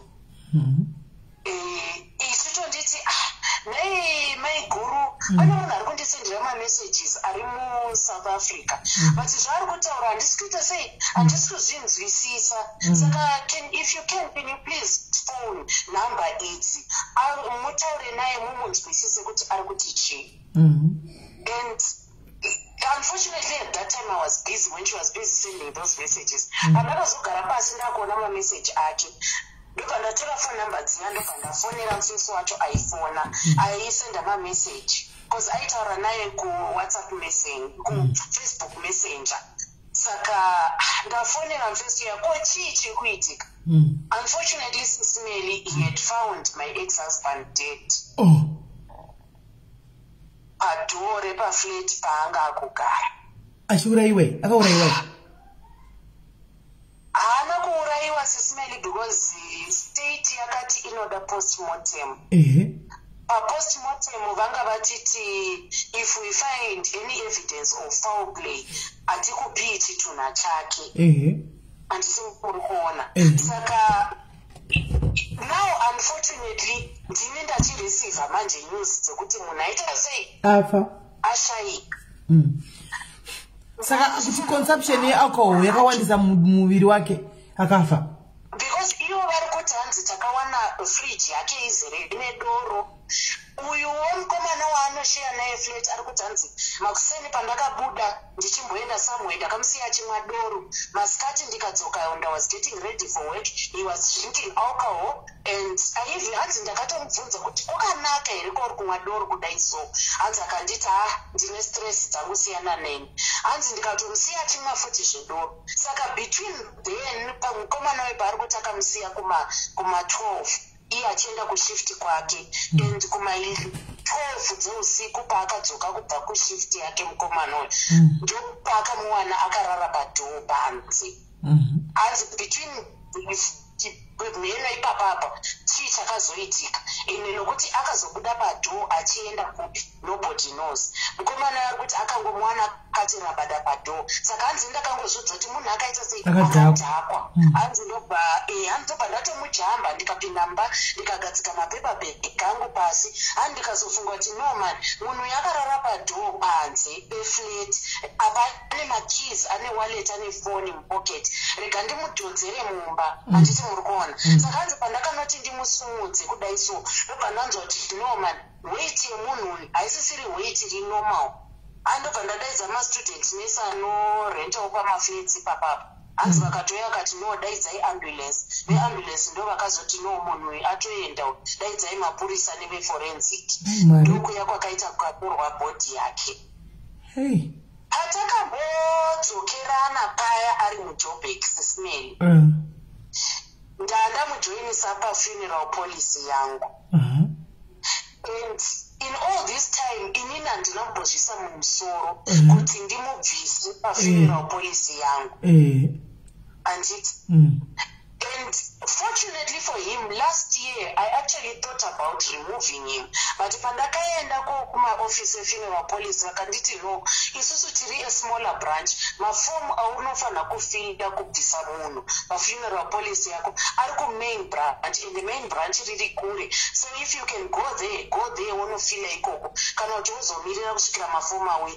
ndakabva ndatozvinzwira nungo ndikatosiyana nazvo saka he was still on my funeral policy munhu angati ndikakudza kuti mari yatakawana muwallet make yaiva 50 rand SIS-MELLY sando mari yega ive nayo ndoyoga mari yanga ina katongoti ndoyoga mari yaakatisira 50 rand takatozoipa mwana wake everything SIS-MELLY I had to do because I don't know if I was wrong PaDiaries chimbondiudza iwo panapa ndakapedzisira ndatongosumudza musoro ndikaudza hama dzake kuti okay fine munhu ashaika ari kuDurban fair and fine inini anga ari pafuneral policy pangu imimi obvious I know hamutori namari yacho yekusumudza chitunha kubva kuDurban kuya kuzochiviga kuZimbabwe saka inini I'm going to use funeral policy yangu I stood and I was signing papers SIS-MELLY as his wife because there was no one else who hama dzake dzere dzaitoti hatitorina kana cent apo asigwa ako 50 rand yako asi muri boy rand yangu waziva kuti ndakachiona SIS-MELLY takaita almost 2 weeks kuti bhodhi iendeswe kuZimbabwe pamusoro pazvo uko kuSouth Africa kuDurban munin'ina wake uyu akazodiscover kuti munhu angasina passport hamene kwayakaenda ID yake takaitsvaga tikaishayiwa birth certificate rake takaritsvaga tikarishaiwa kuti varelease bhodhi kugovernment mortuary vaida original document rekuidentifya kuti muZimbabwe ndakafambira mapepa iwawo SIS-MELLY kusvikira ndasvuka pasi peshoka ndichifambira mapepa iwawo because then you have to go kumaembassy so unoendeswa kumakombe kuti vaverifye kuti munhu wemuZimbabwe and all that. It took a long time then bhodhi ndobva yazouya muno muJoburg tikatangira marepatriation papers and all that zvese izvi ndiri kufamba ndiri kunzi ndiadzimai vake hazvina basa kola ndisi mwana aripo here mawaitirawo zvemwana plus waitawo kamatendasini semunhu aimbo kusotsonya munhu waikukusotsonya munhu kumusha waidzingirirwa nesanhu katatu asi wapedza womuregerera wotsotsonywa mosvika kuri kuSA kunoku wodzingirirwa woregerera munhu wotsotsonywa saka wakatogonesesawo kukabhadharawo kusotsonywawo plus mwana ndakangozviudza kuti at the end of the day I'm doing this for my son because pane day rachazombondibvunzawo kuti mama what happened to my dad takamuratidza kune guva rababa takamunomurai everything kuZimbabwe taimuratidza kuti this is what's going on ndi baba vako ava body viewing everything akaita mwana tikaenda kumakuva naye ndichimuratidza kuti baba vako handikuona kuti kuvadzidzisa but achiri mwana mudiki sisimeli 12 years is still young I know kuti mukukura pane paachazoti mama enda munondiratidzawo guva rababa vangu and that's the reason why I did it kuti baba vake vanovigwa kuZimbabwe stories sisimeli I think you've also done the same of vanhu vanochema vachiti hatizivi kuti vana baba vedu vari kupi kana kuti vakavigwepi vabereki vedu munhu akutsvaga dzinza rake zvinonetsa sisimeli mwana zviri nani anochema ari pagwara baba vake ndimuratidza kuti iro ndimuratidza kuti iro guva rababa because yet I not done that angachivigwa nemabhanditi muno muSouth Africa but the rough part of it chakazongondirwadza sisimeli after doing all this ndatakura bhoti ndaenda nayo kuZimbabwe ndakagunduruka nayo zvokwadi bhoti ndikaenda nayo kuZimbabwe hama dzake dzakasvika dzikandiignora dzikaita kunge dzisingandizivi naichera asi waida kuti vakusimudze kati vakubereka aiwa kwete kundisumudza sisimeli but you must just acknowledge kana thank you zvayo naichera iwe thank you yako iko kudenga thank you dzevanhu unodziziva iwe inogona ngobuda ichitore thank you yekunyepa pamuromo apaka asi zvisiri kutobuda mukati munhu asingarevesi ndo zvizhinji zviriko mazivano andiona saka iwe kana waita chinhu chakanaka don't expect munhu toti abuda achikuti akutaridze kufara kwauri kuda izvozvo igarai makatoziva mose maDiaries kana waitira munhu chakanaka wazviitira iwe hauna kuitira vanhu kana chakaipa wazviitira iwe ukada kuexpecta vanhu haufi wagonera munhu chera haufi wagonera munhu hazviiti munhu hashai chekutaura hashai full chekutsvaga kuti aitsvage kuti apa waita chero wagona se ichifirira kuti ene ndagona anotouya anototsvaga chifault chete kangani uchiti ukafamba murodhiyo ukasangana nemunhu kana kuti achiweta ake munhu rume akamira sira kuromanyirepi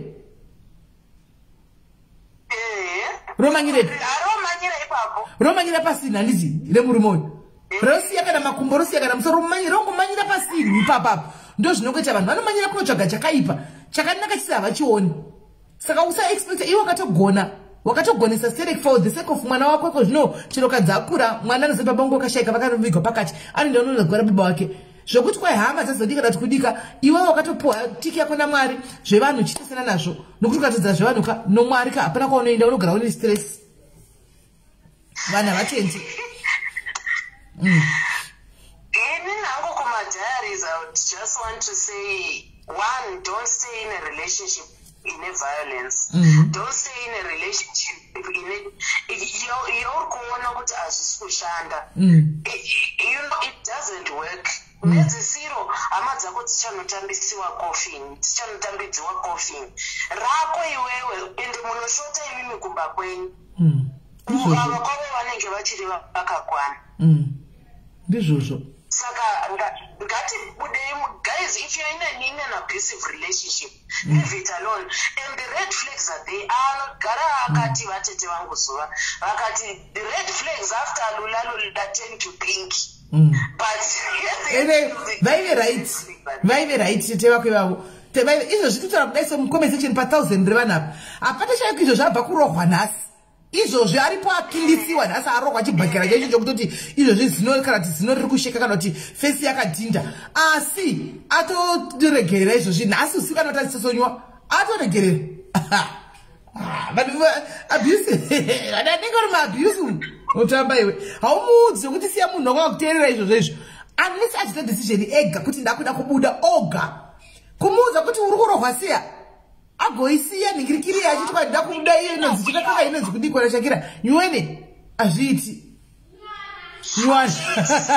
nywana azviiti muzoti rafi yacho sisimulika unogona kufosa munhu asi kuti buda muabusive relationship unowana mangwana adzokerapo ndozvazviri kungoti havo havasi open paunodonha rega ndimbokumbira vaningi vangu vanokombe section arimo mwabi ambouya tinyatsokuva kuti kana aripo anoda kuve honest ambotidza kuti zvinofamba sei kuti hausi unoramba uchingodzokera timbonyatsonzwa kuti anenge achiti kudii sisipeli regai ndikupindurei ndisati ndisati ndadonha regai ndidonhe ndisiriye vamwe chinoita kuti munhu aramba achidzokera sesimeli especially vanhu vechidzimai one security yekuti moza kuti zita rekuti misisi rinodikanwa chaizvo sesimeli pakungonzi misisi ningi mai ningi muchidaidzwa pai mai ningi nababa ningi zvinonakidza zvine kakuyevedza zvinodadisa vanhu they stay in it for that.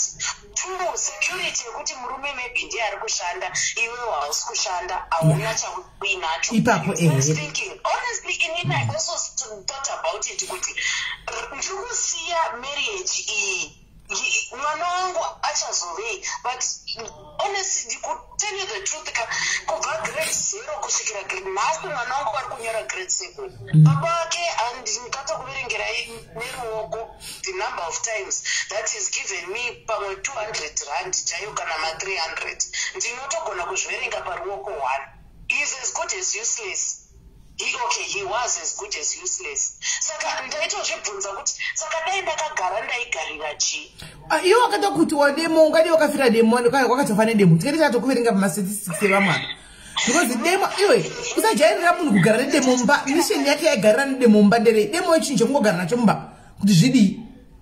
No, demo sisimeli angari madhezi aya ekuti magetsi aienda kuZimbabwe saka taitenga huni dzanga dzaitoda demo kuti mudziteme saka that was the reason why demo raiva mumba. Okay. Basi unezvivindi wombomanyiswa naro rodzoka futi mboriona worirega womanyiswa zvorega ini ndikatotora ndikatorasha ndouya noro hwangu ndarasha nokuti one day unotema kamusoro wakavata kugurwa musoro chaiti pisi musoro kubodhuko. Panguva yacho sisimeli zvese izvozvo zvaumbozvifungi inonzi Stockholm syndrome where you are in love with your abuser. Vamwe tinogarira lula sini inenge iri kwayo iri kunyatso zvokuti uri kupakurirwa sadza uchiguta. Asi iyo lula yacho inozofadza here kana uchirohwa uzoitwa lula yacho wakarohwa uchichema inofadza here. Musi waunenge usina kurohwa usina kuzvipa lula ndo musi waunoiwana umufaro upaya. Asi iyo lula yacho mune muchida everyday inenge isiri ya everyday ka but musi wandoipihwawo zvinenge zvisina kudhakwa ndazoiwanawo ndafarawo panguva iyoyo. Apa unoziva kuti kunze uku kuzere madora vari kutengesavo madora avo wofunga kuti ndimbonotsvagana nemadora saka wogarira iro saizi iroro wogarira iyo saizi kurohwegwa iyo saizi. Unfortunately for me sisimeli patakadzokerana tadzoka muno muJoburg he left me positive. Unfortunately. Akakusepo chirwere? Yes. Sorry akuchera. Asi newewo unoona kuramba muchidzokera singoti nyaya yako iri right inodzisa vamwe vanhu mucomment section. Kudzodeo apa kwanga wazvisiyira munhu uyu kuZimbabwe neiyo tsvimbo yake yoyo. Nokunya nekuda kwesaizi waitora futi kunoona kuti zvino yakainda yokusiyira chii?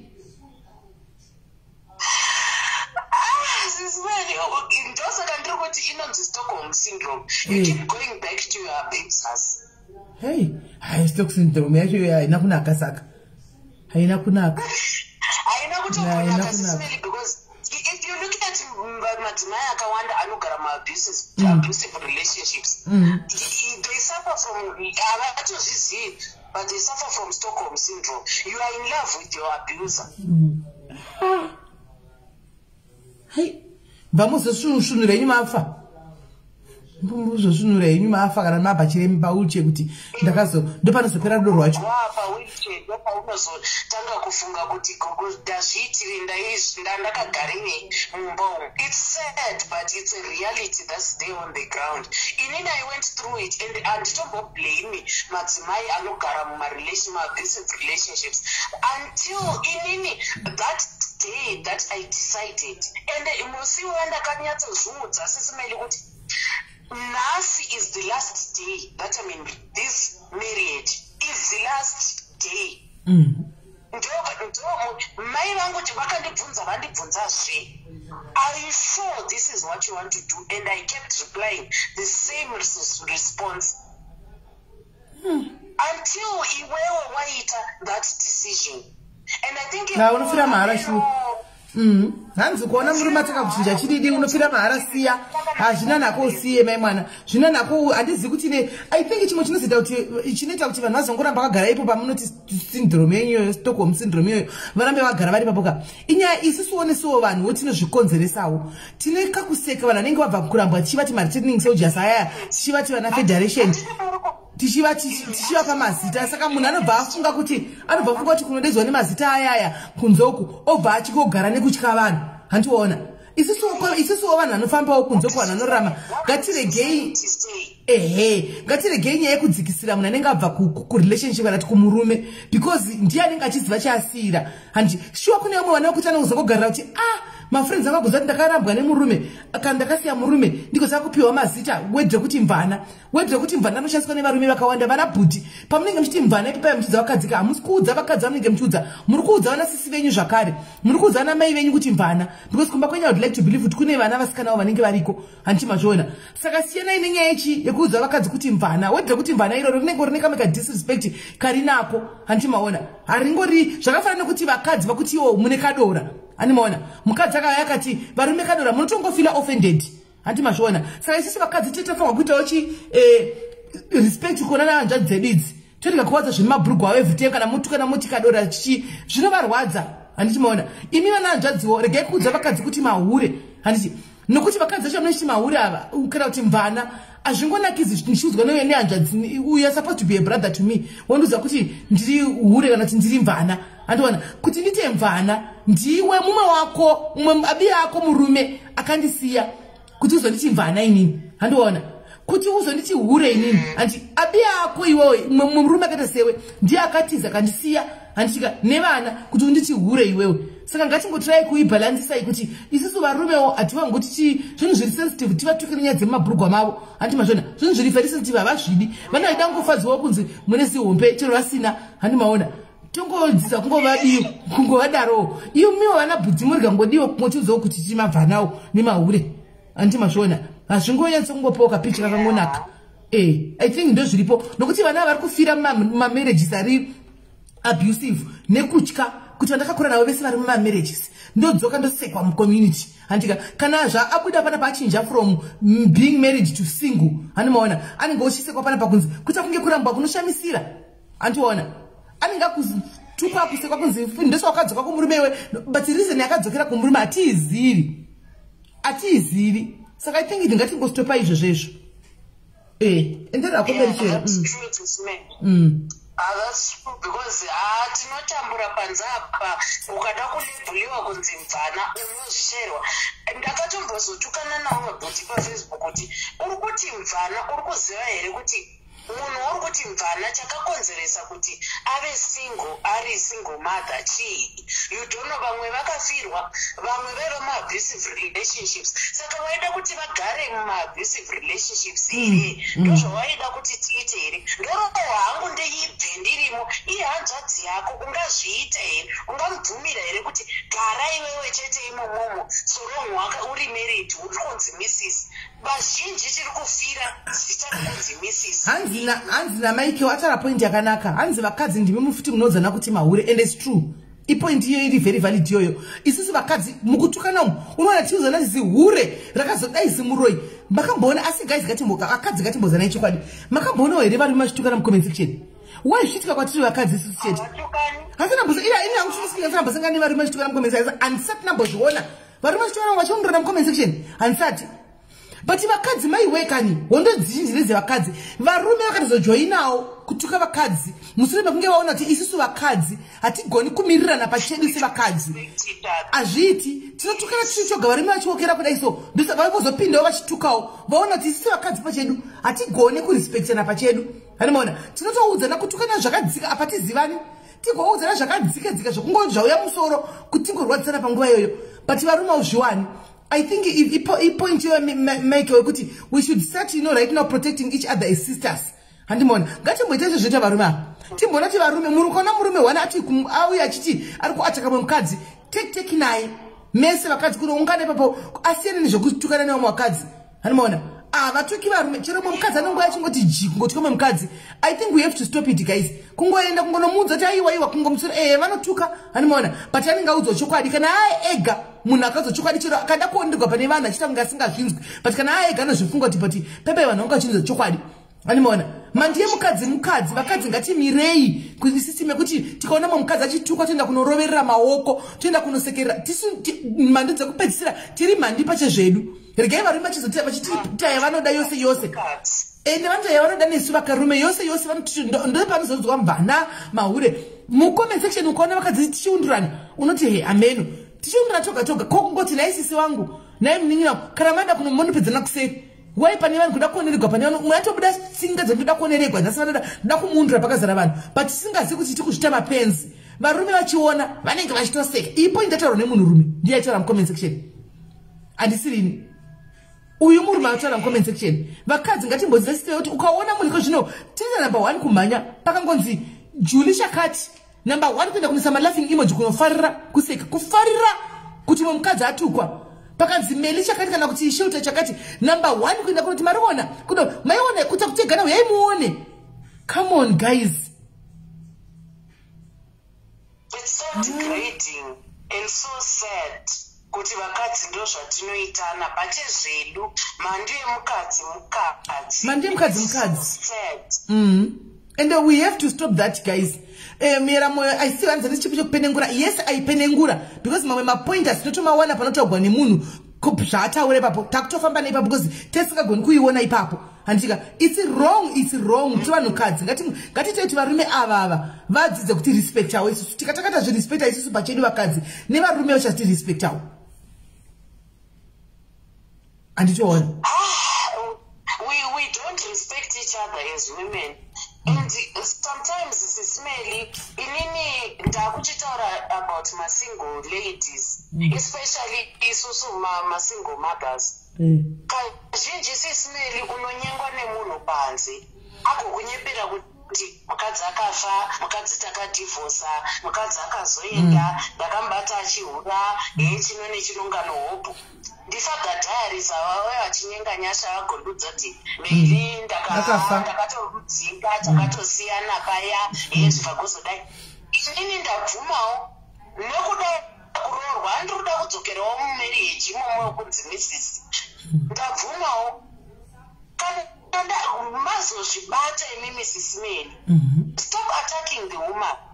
Yes, kune vakadzi vari wrong anotopinda murelationship nemurume wemunhu achiziva kuti murume wemunhu. Yes, uyo ndinoti do whatever but kana ndakuudza kuti shamwari ndandakaudzwa kuti iwewe wakafa kana kuti makasiyana kudhara ende kune varume vazhinji varimo muno especially muno muSouth Africa mudiaspora vakasiya vakadzi kuZimbabwe vari kufamba vachizviti tiri masingurume panze apa tiri kukuona izvedu ende tiri kusangana nemi please ndapota siyanai nesu muri kuzotiroyesa nevakadzi venyu ukatarisa nyaya dzekuzoti heye wakazozvara huku heye musikana uya wakuzvara datya heye wati inyaya dzidzi dzekuti unenge wanyeperwa kuti mukadzi wangu akafa akaita accident akafa mukadzi wangu takatosiyana asiwo chiyera ngativeiwo honest papapa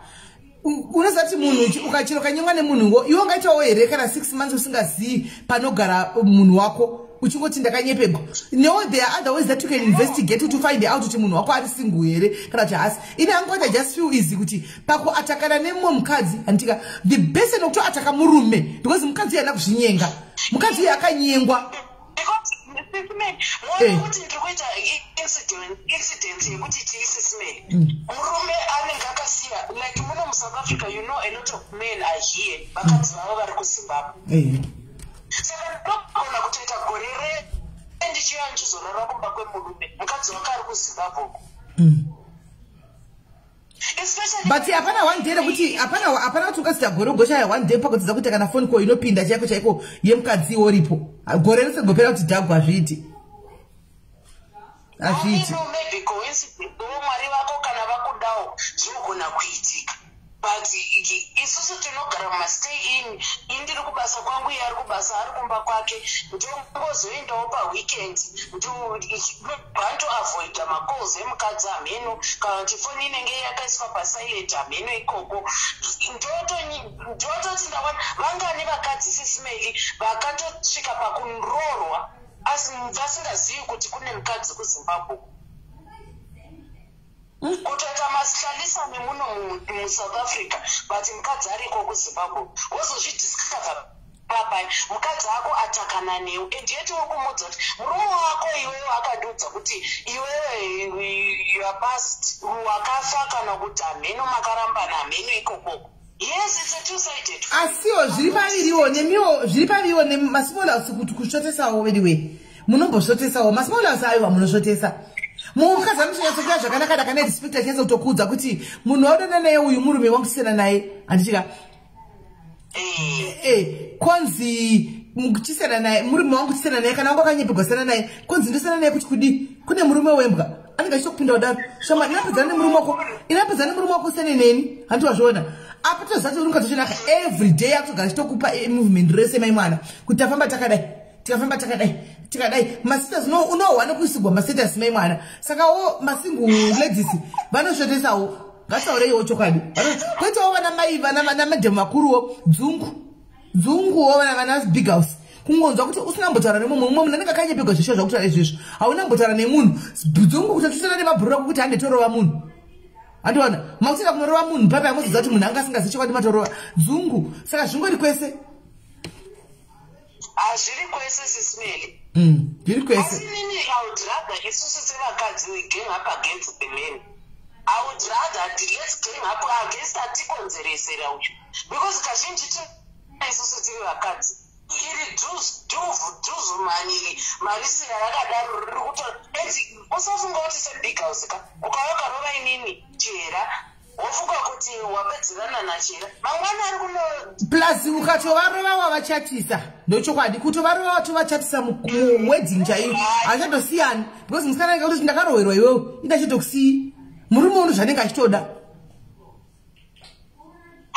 zvonetsa izvi SIS MELLY muchoranyisa ainonetsa chera. Right, thank you very much Chera. Thank you nekuuya nekutoti timboita nyaya. Thank you very much muningi rika timbonzwawo vamwe nenyaya dzavo. Thank you very much sister. Thank you my sister. Right, ngatifonera mwangu achifona bhekitoni. Anziko. Okay, angashitanzi ndikuZimbabwe ngatinzwe kuti timbofonera veZimbabwe. Ndizokufonera inopinda.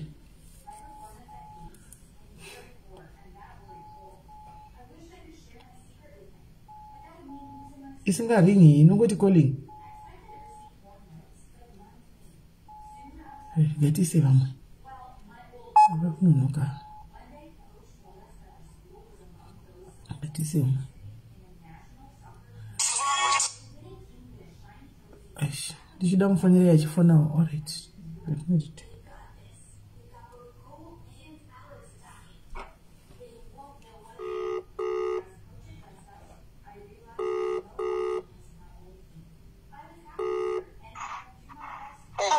Yes, Kola, maskara sei. Maskara, SIS MELLY. Taspera, pakamira sei. SIS MELLY, nini ndine nyaya yangu. Yandinayo ndoti mundibatsiro ndatambudzika so long ndichimboda kutraya kukufonera isaka nhasi ndopandatowana mukadzi. All right. Pane zvakaitika iziti February. Kune vamini vangu vakauya kuno kuSouth Africa kubva kuZimbabwe. Vauya kuno kuSouth Africa vakasiya mukadzi kuZimbabwe. Asiya mukadzi kuZimbabwe akagara almost 2 years ari kuno. Haana kudzokera kuZimbabwe. And then mukadzi akazobata kuti murume ane girlfriend. All right. Ane girlfriend kudaro achibva ati please ndipewo mari ndiuye ikoko. Atikamboti isusu hatina mari. Tikamboda kumunyima akatanga kutofona achida kuzviuraya nevana. murume achiti haasi kuda kuti auye kuno kumukadzi just because aiziva kuti ane girlfriend kuno. So now nyaya yapo ndeyekuti murume haachada kudzosa chikwereti because ndakamupa mari yangu, ndakakweretesa mukadzi mari. Saka iye murume ari kuti inini handidzosere chikwereti just because wakapa mukadzi wangu mari ini ndisingazvizive plus ndaisada kuti auye kuno kuSouth Africa. Saka mukadzi akazokwira akauya kuno kuizvi vari vose nemurume? Vari vose nemurume, but kuti murume achindipa mari yangu haachada. Ko iye mukadzi uyu kumumba umu haasi kupiwa here mari nemurume kuti akudzoserei mari yenyu? Sisi Mary haasi kuwana kana sendi. Izvezvi ari kutoda kutoti asiye murume atize asiye vana, but ari kuti mwoyo wake uri kurwadza kuti asiye vana. Ndakamupa mari akakrosa bhodha iye nevana vari 3. Wakampa mari? Saka hameno kuti ndinobatsirika sei Sisi Mary just because. Wakampa mari? Toro house girl. Ndakamupa 3,000. Ndo yandakamupa, then imwe yacho yandakamupa $150. Ane zvinhu zvaakati ndokutengesera ndikamupa 150, and then 3,000 akati ndikauya ikoko kuSouth Africa ndokudzoserai mari yenyu. Ndotaurira nemurume wangu ndokudzoserai, but now it's tough Sisi Mary. Now inini 2 years handisi kuenda kuZimbabwe. Andinoma harina ndakatotemba kuti akandidzosera 3,000 yangu ndowedzerawo neimwe handinayo ndoendawo kumusha, but ari kutotaura rako murume wacho ari kudya mari girlfriends. Mukadzi ari kutosafa kutoshaya chikafu nevana mumba. Zvino murume uyu ati he iti apa ndichada kubatsira sei? Tikamufanira tiwo tukwe? Handisingazozivi manje kuti anodaira here because mameseji angu havachapindure vese murume nemukadzi. Sho kana padaro saka isusu hedu vakuzoti vatogwa. Kana iwo sasapindugwa isu tingazopindugwa here? Handizivi kuti ndobatsirikana sei, itlisi pamwe mukataura navo muri pamwe vanogona kunzwisisa. Murume ari kuenda kubasa anotambira every Friday, but kuti vandipe ndakavaudza kuti mukandipiwo mari yangu kana 300 per week inokwana 3,000. Ndikavati nyangwe mukambondipa 2,000 ndikaendawo kuZimbabwe, then imwe yacho muzondipa next year, but haisi kubuda. Akandiendesa kumoli zvikanzenda enda kusenda mari ine e-wallet 500, ndikanogara ku-ATM hana kana kusenda kana churu, kufona kudai haichabati kufona. Hey, right, rega ndidai so ndipe nhamba dzacho titirai kufona tione. Alright, rega ndicheke. Muri kuda dzei? Dzekuti handizivi kutoda kuti iwe tibatana apa. Yeah, I think rega tibate murume because murume ndiye asiri kuda kubhadhara mari. Ngatichingonyi tibve tangotukwa hedu. Tipe namba yacho. It's 067 139 055 0.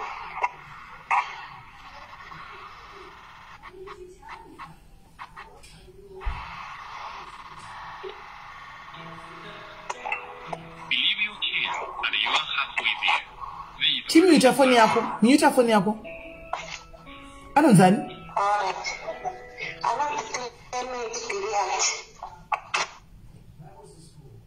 Hello? Makadi hanzvadzi. Aiwa ndiri right ine hanzvadzi. Zita rangu ndinoitwa SIS MELLY ne? Nani? Muri kutaura nanonzi SIS MELLY. Hanzvadzi pane hama yenyu iri kuchema chema hanzvadzi, ndauyawo nerunyararo, handina kuuya hangu nehondo. Ndauya nerunyararo. Saka mati? Handisi kuti ndimai guru venyu kuda vane nyaya dzimwe dzekumbopanana mari nemukadzi wenyu namainini vavo. Muchari naSIS MELLY. amungaenzi kundiziva ndoshanda ku debt collection. Debt collection. Handisi kuda kukolekta zvinhu zvenyu, ndiri kuda kuti mutaurirane namainini wenyu namaiguru venyu. Vacho vari kuti vakapa mudzimai wenyu mari yekuti akwire kubva kumusha achiuya kuno.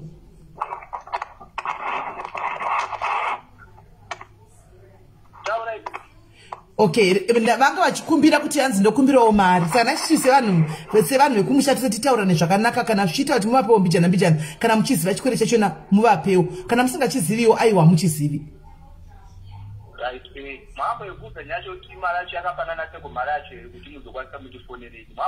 Ndavabvunza, ndakavabvunza vakataura nyaya yekuti vanenge vakapa mudzimai wenyu here mari kuZimbabwe, mudzimai awirana kuti ndichakupai mari kana ndasvika kumurume wangu kuSouth Africa. Aiwa, ipapo havana kutaura nemi, ndosaka indauya murunyararo zveshuwa. Dei vanga vakataura nemi.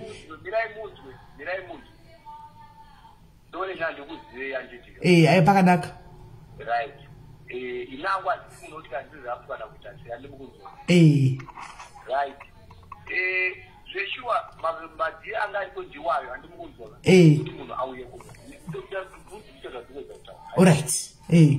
Zvadaro ndezvekuti mudzimai vakachengeta zvinhu zviri.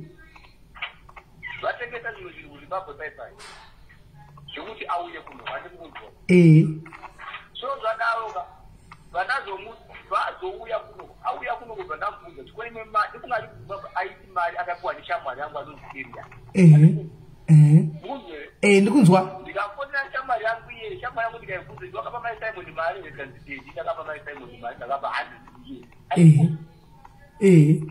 Right, padaro paipepa ndazotuma mama ndikati mama endai munobvunza areas. Areas bhazi tichokwati kazi magazi kunyipa mari ndakapa mai Simon ndaimbonyipa. Ndikati mari maita yakapani mari ati ini nana maiguru wangu ini ndinanata nditaure nawo kubvira nekubvira taure nawo namaiguru wangu ini nekuda kwei iwo pawakaona kuti bamudini ndanditaure nawo mukadzi wangu akumbira mari kwavatozotiya hama yawo andiri kunzwa. Oraiti mama gara musingataudzani. Alright. Wakati kuti alright iwewe zvezvi atitaure napataure nechine murume wako wandidika. Wati watanga wadzwa murume wako kuti nini wanatoda ndipa mari emberika ndauya ikoko inini ozotipa chimando kana tiswa mwati mukuzwa. Mai saivauya kuno kweni akabva ndaudzwa zvisizvo. Ndavabvunza paipo ndikati iwewe mari wapiwa nakanzi ndakapiwa naye ndakatsvaka kune vanhu. Andimukuzwa. Right, pagara paipai. Maina saba ndawabvunza ndikati bule akapa maita imari ndiani andimukuzwa. Kanzi andizivi munhu akapa maita imari. Kuleziwo futi handizivi. Vasati unesiketi pakati ndakapa maita mari ndikati mari 3000 rand andimukuzwa. Ndikati alright. Inini kumbwa kwenyu kuti 3000 rand makavapa iwe. Makati kuti maita iyi mari yadura iyi ndichada kupa mari ngakwanisa kune murume wako. Andimukuzwa. Kune munhu anoita zvinakidziwa because mari wakapana navatumwe ndisingazivi mumu. Andimukuzwa mumu. Munhu auya kuno kochiti ndakuda 3000 rand ndikuneta kwachiita zvinhu kuno kuti ndiona kuti 3000 rand ndobhadha zvakaita ngezviwa kuti mari yekuti wakapanana pachawo ndisingazivi. Alright, apa mamusingandotaudzani. Apa saka kusatotaudzana kwamaitoita apa payanga iri nyaya imwewo zvayo futi isiri imwewo. Nyaya takatikautaudza handina handita zvakawanda zvangwamuri bodi namutizina. Maigona ngondiudza henyu nokuti ndichanosvika shoko ndichinovaudza kuti imimi ndimakazokanya pakati nepakati nepakati ndichaenda kani shoko ndinovaudza. Andimatu. Vanaka kudigira zvese andimunhu vanaka kudigira zvese andimunhu. Ndovandakatora imimi makati matanga makonifema imimi maisai torati matanga matutipoutiwi ndaura ina basai. Maisai vaitaura ndiri kuti basai ndakupuwa mari nanasisi wangu but maisai ndachitiwabvunza aiti ndapiwa mari shamwari yako. Shamwari yangu ndobvunza paipe utanzieki. Aona kuti nyaya yanesa paipe utanzi hausi atisisi akapa maisai mari. Mashuza munhu akapa maisai mari. Saka ora ndiri for now nekutadza kwandikupa munhu marika yake kuona leo mambo hizi hamba timu hapa tu wala sio kama taji kwa kaba na maisha kama hizo bali takapuzo na watu kazi maji tukapata na pachao atipa ukamili aona kuza kayo ndoto jimatu amari kuno kuna ashika ile wosaka imi muri ama ya baba ndi ya manyasha hapa ndiani ndimi kana timuzima yewe mkazi wangu oh vakapana napa wawa pari trick okay alright warafu kwanziri yangasato yemwamchongo ntuke nyo warafu nokuti mtu mwana mboje nindine ndishori pabasa zvangasi ndechikoti sevanhu vari sevane kumusha titange tataurana sati madi mataurana namatana zvizonyatso kuita nimbo takandayananisa kana ndichiona kuti nani kana isingaitiwo haiti kana ichiitawo inoita ndobati inini mari ndikachiti zvemari zvenyu handiziziva vatandiuza mari ndakatanga kudhimandwa munombo munhu auya ina tingatomboziva kuti mari kubva kuzimbabwe kusvika uye kunoko ndaimbozoti munhu atengesa zvinhu ane mazwa ndozvo ndaimboziva kuti atengesa zvinhu zveprobati yemumba kuti auye kunoko ndauya kunoko munhu auye kunoko zvikunzi ndakakoita mari anasisi vanatanga kuti tigara bhamba yeitida mari yedu yechatisenga chikuta zvakawanda wanda chone ndakonyarara zvangu ko iye baye zvanorigeo kutaura nemikomi atini muri makarora hama yavo here mufanwa kuti mutaudzani ko chikaone kumushati masva kuno kwamuchati kutaudzana zvakazombofamba seiko momuzika ilong process nai ilong process momuzika minango andizikada kuti zvakawanura inondorata mukana kuti ilong process aino kuti ndimunhu wechirume ndokanganisa aiwa kutokanganisa munotokanganisa motohura dzimwe nguva wechikazi anokanganisa but pane pamupanoona chekuti yes ini nangu ndikuandastenda kutora ndi munhu anokanganisa kune mukadzi wangu andikuzvoka but pane zvimwe zvacho ndonyasona kuti pane zvimwe zvavanotikanganisira vanhu kumba kwavo alright ko nhai sezvo nhaiba munini sezvo ini ndiri munhu mukuru kwamuri mose nekure sezvo varivo vauya kwandiri munondibvumidza here kuti ndibate mainyashai ndovaisa pane ndine imwe foni yangu ndovaisa pane foni apa mutaurirani chero iro ropa renyu rekutoti musawirirane iri sevanhu vamwe chete mugere nemukadzi wenyu hama yavava kuitira pakatika chinoita mangwanawo muwane kutaudzana zvimunotitendera here no it's not like that wazviti ndikuona kuti chii right handichikwendera kuda kuti asamuda kuita nekutadzira kuita utsinye kwavari iwo andibuzwa akupote lot of things about ndine vabereki vandinda vachiedzwa kuti aichande kuita haisapoti ndofana kuvasapota vanese vandibuzwa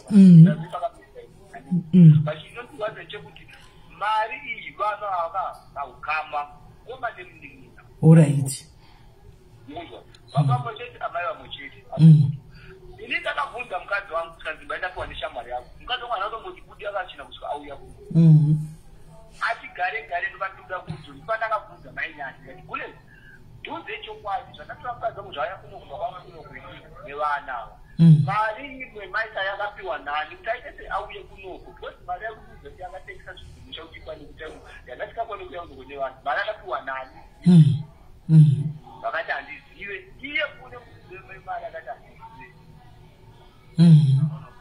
aiwa no ndapanzwisisa hanzvadzi yangu aiwa maita henyu nokundipawo nguva hamuna kunditukawo maniteera chiregai ndidzokere ndotsanangurira mudzimai wenyu mai guru venyu mamiriro amanditsanangurira nyaya yakaita ndine maonero angu andaonawo panyaya ino ndachida kunzwawo masaidzi ose saka ndine maonero angu andatoonawo panyaya chiregai ndidzokere kunani kuna mai guru venyu ndinotaura navo pakanaka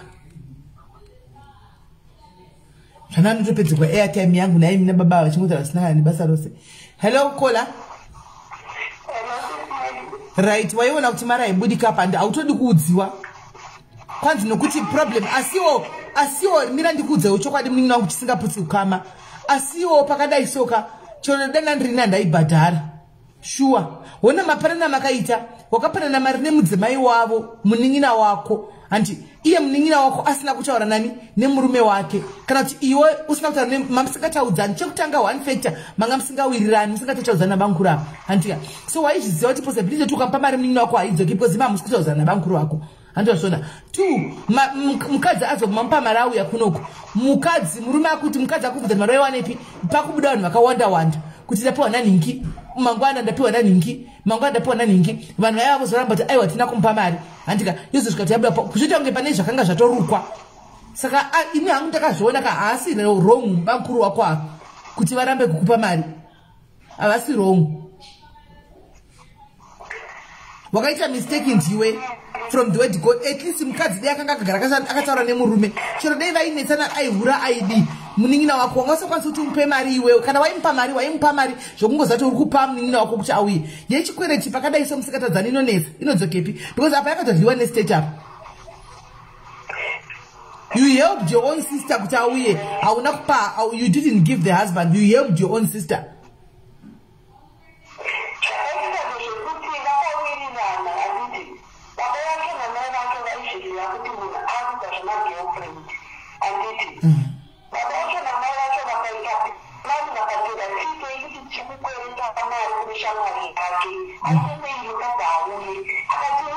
Visafoni paloud. Tinyasonzwa.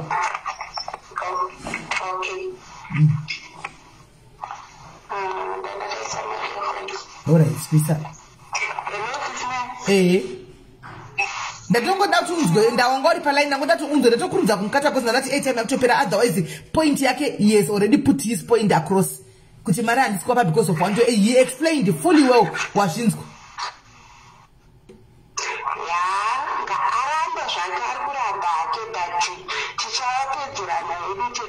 Because iye ari kunyatsoziva kuti akaudza mukadzi wake kuti huya nevana vangu vese usasiye mwana wangu mudiki wacho mukomana angani paizvi.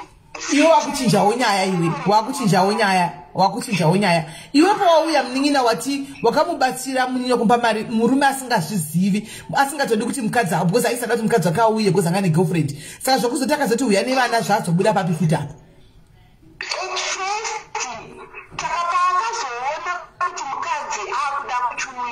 Serious because akati ndakutengesa zvinhu. Saka mukadzi akatozorika naakungoti ndikuuya asingazivi akatogara almost 3 weeks mbabasisi vangu asingade kuuya kuzomutora. Handimukona kuti mistake yavakaita ngade musina kubvira vakaipindira. Wakabatsira munin'ina wako sha apa paona kubatsira murume ushu. Saka iwe uchitozvitora kuti wakangopa munin'ina wako wakabatsira munin'ina kuti aye kuzogara kumurume wake aproject yemarriage yake chete. Zvokuti uchabvunza zvemari kai. Andioni kuti zvinobuda.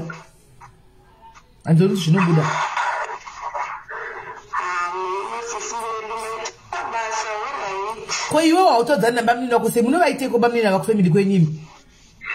Hapana zvatinovaita but munhu ari rafu musamuzwe kutaura kudai so akamarana nevanhu vese mufamily kwedu haana munhu anowirirana naye just because of love. Haana munhu anowirirana naye. My brother first born yemba medu chaiyo akamutuka. Sister yangu chaiyo akaituka. Ane chikwereti futi ipopo hadi kudzosera pamari here. Pamari hadi. Kunyange mari yaanoziva iye pachacho pake kuti mari ndingakaitora haadzosere zvekudaro. Taura nemurume wako, taura nemunin'ina wako iwe aite mapeace job adzosere mari yako. Chikunesa ndechekuti iye kuti aite peace job mwana achiri mudiki kane 1 year 3 years.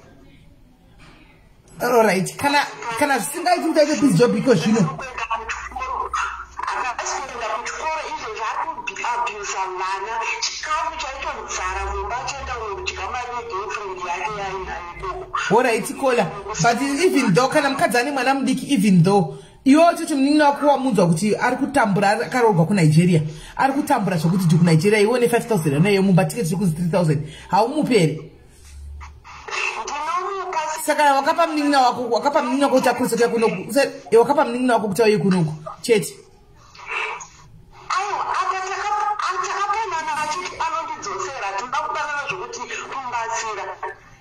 But guys, kubuda ichabudika saka wodi ora ya munin'ina wako.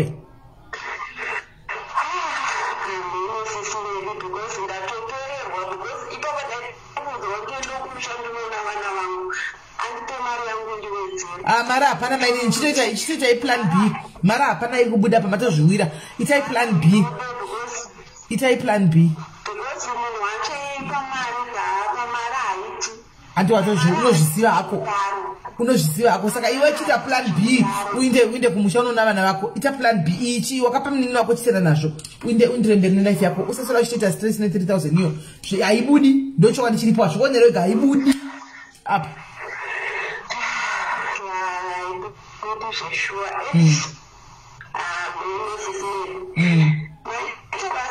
Ora ichi munin'ina pakanaka sharp sharp. Because iye chakutonetsa ndechekuti iye wacho kuti awane basa racho anorwanepi because iye akuti mwana ndomufutani kamwe kacho kamukomana kanenge vhungu rekone street karingomuspring. Wakapa munin'ina wako chisiyana nazvo mainini. Vanin'ina takadhligwa zvakaona nevanin'ina uchiona takadai. Vanin'ina here kana kuti matsisi. Bvunzai yudza timu riri kudiaspora riri kuudza kuti rakadhligwa mari sei paZimbabwe pachinzi richitumira vari kunzi tiri kuvakaimba pasina chinovakwa. Mari shinhu chaichai yaidliwa vachinzi tatenga motikari pasina chatengwa. Bvunza timu diaspora ikutaurira kuti vanin'ina vanhu ndo vanhu vanodhla manje. Saka wakadhliwa une munin'ina wako haina basa. Wakadhliwa nemunin'ina wako hachisina basa mukola chisiyana nazvo.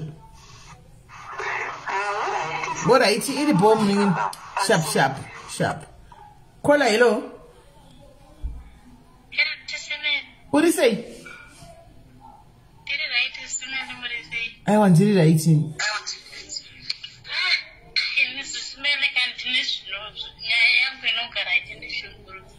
Day. Unefoni tu ereba. If it's allowed, yeah.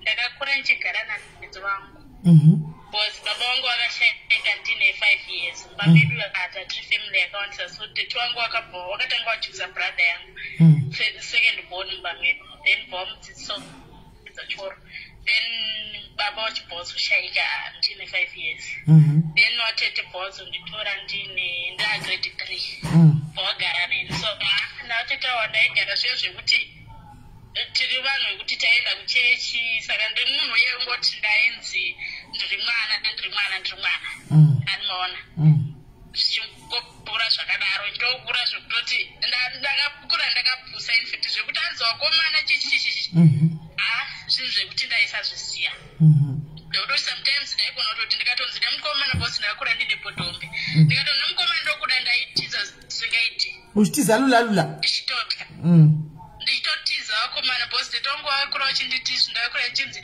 varume vanoruma ukanzi nemukomana ndokuda tiza so ai vanoruma usawo tori nichiwanga pakugumbapo chandakadomba ai vanoruma havo varume vanoruma so ndakakura ndiri munhu ndikatoti ndakakura ndiri munhu akapusa so zvakazoitika seizvinacho vawazotora umwe muzukuru waumwe watetewo wekuimwe family kuti agare nesi so muzukuru ndiye akazondipfuurira manje akati ndidare nani nababa wemwana uyu but kudanana kuyaka kwaiva kudanana kuye handina chandaiziva kuti tiri kudanana chii chinonzi kudanana andivaona bcause ndandiri mudiki so even iye wacho zviya zvekuti musikana anofamba achinzi ndobata mazamu musikana ndokukisa ndoita se I think hapana chaindiita I think I don't understand kuti muichi mudiki andivaona so zvadaro ndobva tadanana I think takadanana about 4 to 5 years ndiri mudiki kudaro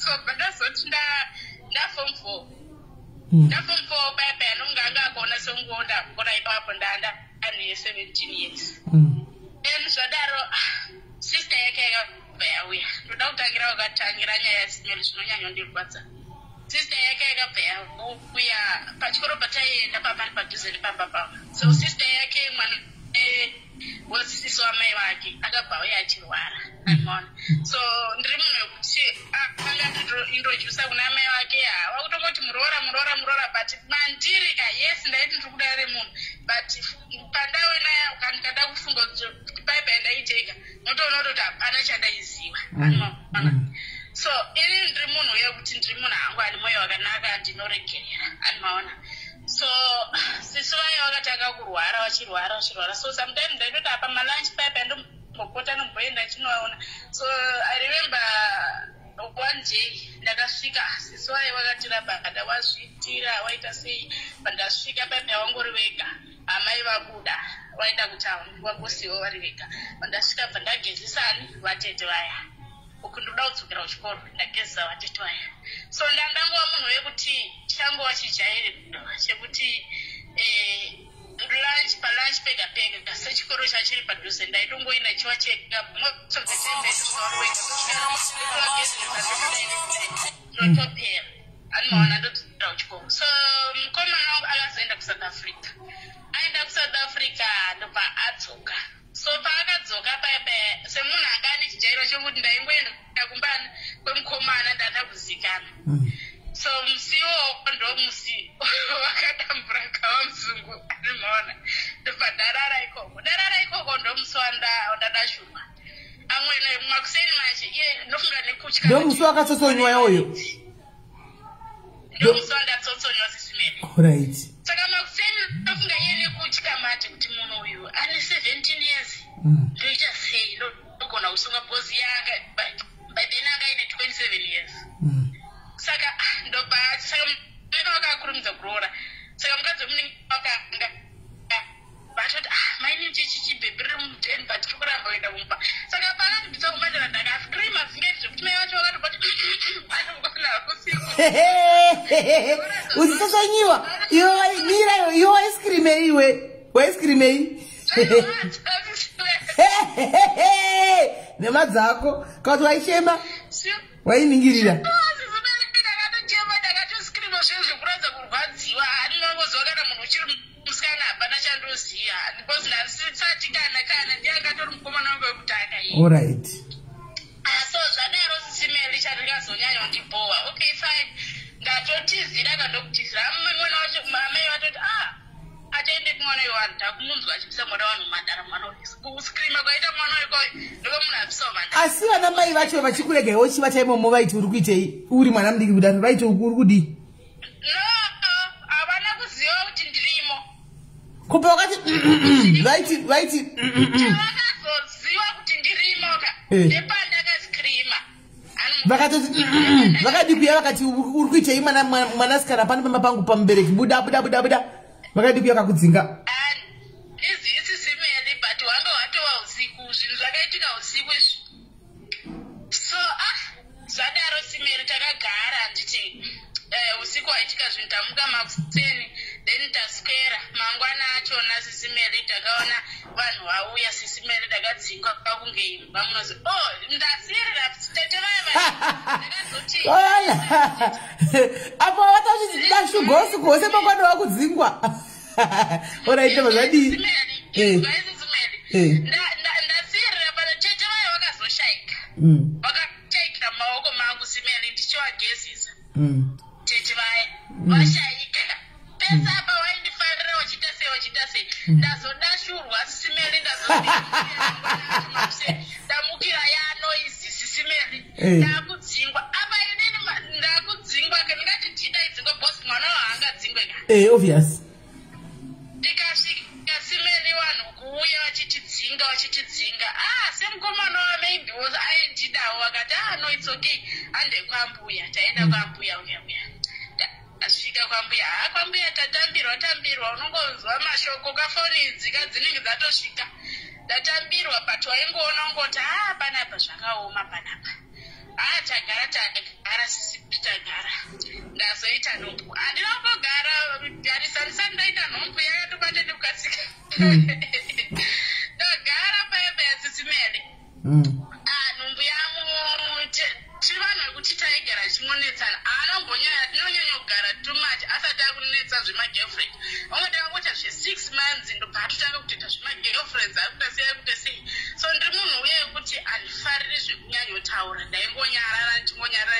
ndingonyarara anomaona so ndane 8 months nhombo so takangoti takagara mukicheni taitodya sadza tatosara tiri mukicheni meme takangonetsana munongoziva zve2 minutes kana kuti yaiwa nhombo kana chii sisimeli akangotora zisadza ndobva handitema naro padumbu sadza ranga risingapisi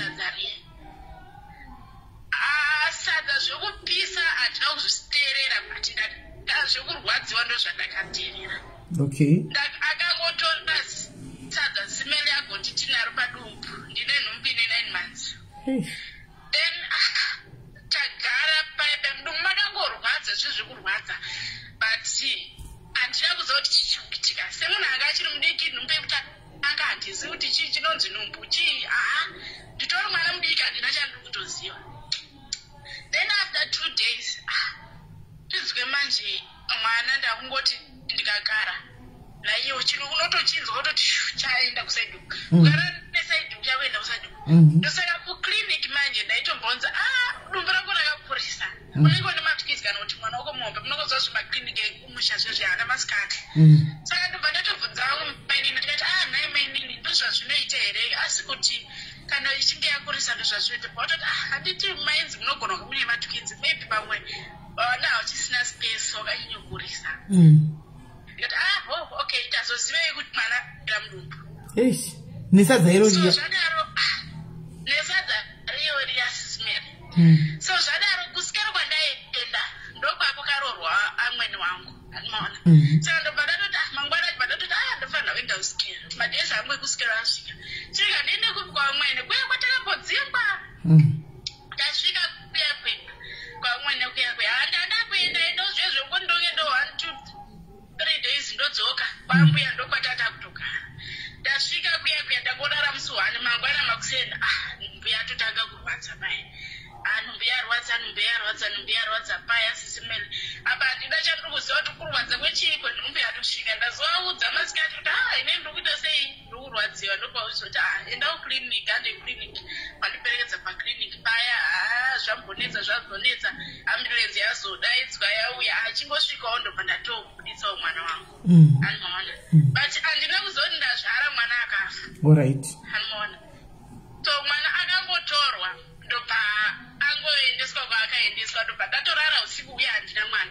So makuseni manje ndakuchibvunza dhokta ndikati dokta mwana wacho ndomupiwa rini anomaona tikai ndiri kuuya naye mudhokta uye aindiziva muno yekuti kumaraini kwatakakurira vanoti ndidaidza neseni makati chakuigira mwana wako ndiri kuuya naye gare paya chimwana chauyo nacho chakabhutirwa paya akutoti kudawo mwana wangu maibhula handimazviona zvaitika akutonditi paya mwana wako akuda akafa SIS MELLY ndakarwadziwa singaiti ndakarwadziwa nenhau yesadza riya ndo rakapa boyo mwana wangu iri ndo akauraya mwana iyi. So up to now SIS MELLY even hama dzangu hadzitombozive kuti ndozvakaita. So zvinhu zviya zvinokuti zvinongogara zvingondishungurudza kuti ndovaudza here ko ndikavaudza ozodii. Ko iye murume wacho akazova akazviziva here kuti nyaya yesadza ndorauraya mwana? Handina up to now handina zvinhu zviya zvongoti zvinongogara zvingondidya mwoyo kuti ndoita sei ndomuudza here zvadaro handiti hazvina kupedzera ipapoka zvadaro ndakagara SIS MELLY takaitika muri muna October. Igore ripi? Ndizive kuti kunongowa family planning. Igore ripi? Nditozive zvemafamily planning. Igore ripi? Clinic handina kutombopiwa kana family planning iyoyo. Kola igore ripi? Muri muna October. It was 2011. Okay. Yeah, 2011 October. Then pandajamba November. Padati December ndichibata mwana wandina izvozvo. Yeah, 2011 yeyi. Then ndaita mimba paya ndatoita mimba ndagara apa tichiri kumushaka murume azodaidzwa kuHarare SIS MELLY azodaidzwa nana sekuru wake azoenda ikoko sekuru wake vaiva vekumudaidza ndopaunonoti hama dzevarume futi sometimes kamara vechionje adaidzwa kuya sekuru vaiva vekumudaidza manje kuti auye kubasa vanoti marika vatanga zvino kuchindipimba vasekuru vaiva ini ndiri kumusha vatanga kundichipimba muzukuru ndotokudai chino chakadai iri ndokutonda kuti zviri kuitwa nasekuru ava hazviiti here kandiudzani ndaudza wambuya mbuya vakati izvi zvinhu hazvitaurwe siyana nazvo ndokuchiufonera sekuru wayebva watsiura vakati aiwa zviite zvauri kuita kune muzukuru tikati pamwe zvapera ndazodaidzwa kuHarare ndazozvara mwana wangu kawechituyu ariko iko zvinozvi ndazonzwa nemurume achiuya kupi kuHarare SIS MELLY ka paunoti warumeka nipisi ndaenda kuHarare pepe ndofunga mwana anga zvekuma 5 months sisimeli baba waihuraiwa unoza unonzikura waingoti zvezve sometimes nguva zhinji semunhu akajaira kumusha zvezve sometimes ndaigona kuti ndoda kubvaenda kukumba kuenda kwako kumba kuende magirlfriends aisara achipinza mumba.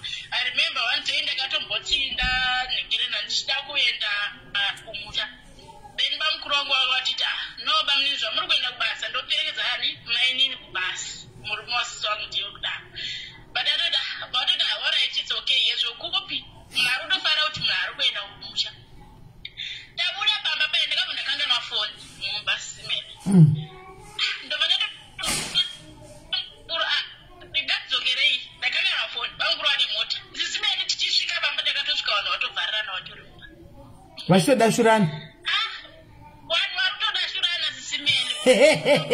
ende varume kazvo kana bamukuru wangu andinambowaudza up to now kuti bamukuru kusiya ndo zvandakasangana nazvo ndakangosvika simeri kana kuti wanga uri udiki handizivi pandangosvika pandangopinda pandangoti muri muno ndozvamashoko andingakukwanisa kungobudisa simeri ndobva padatora foni yangu ndobva ndatobuda ndobva ndatoda umusha ukazisiyana chidashurana shiwa katafamba zvakanaka murodhi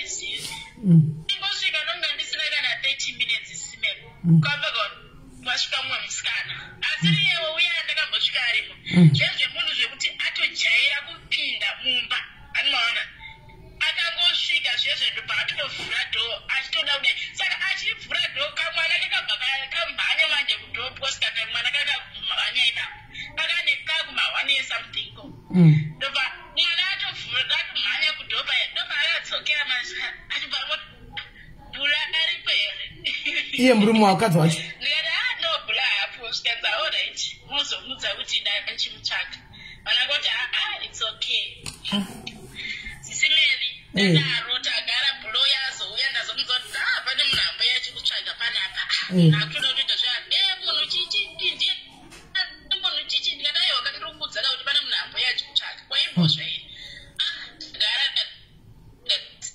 simeli ndofunga after 2 months ndakabva ndati sekuru vaimagine ungange wakuita zvekundipikisa kuti wakandiramba handiti wanga wakuchitorana nemuzukuru wavo enda kumagirlfriends wachinotorana mafotos wachita sei abafona haisike password simeni mafotos adilitwa arongosiwa ari munhu uri kungozviona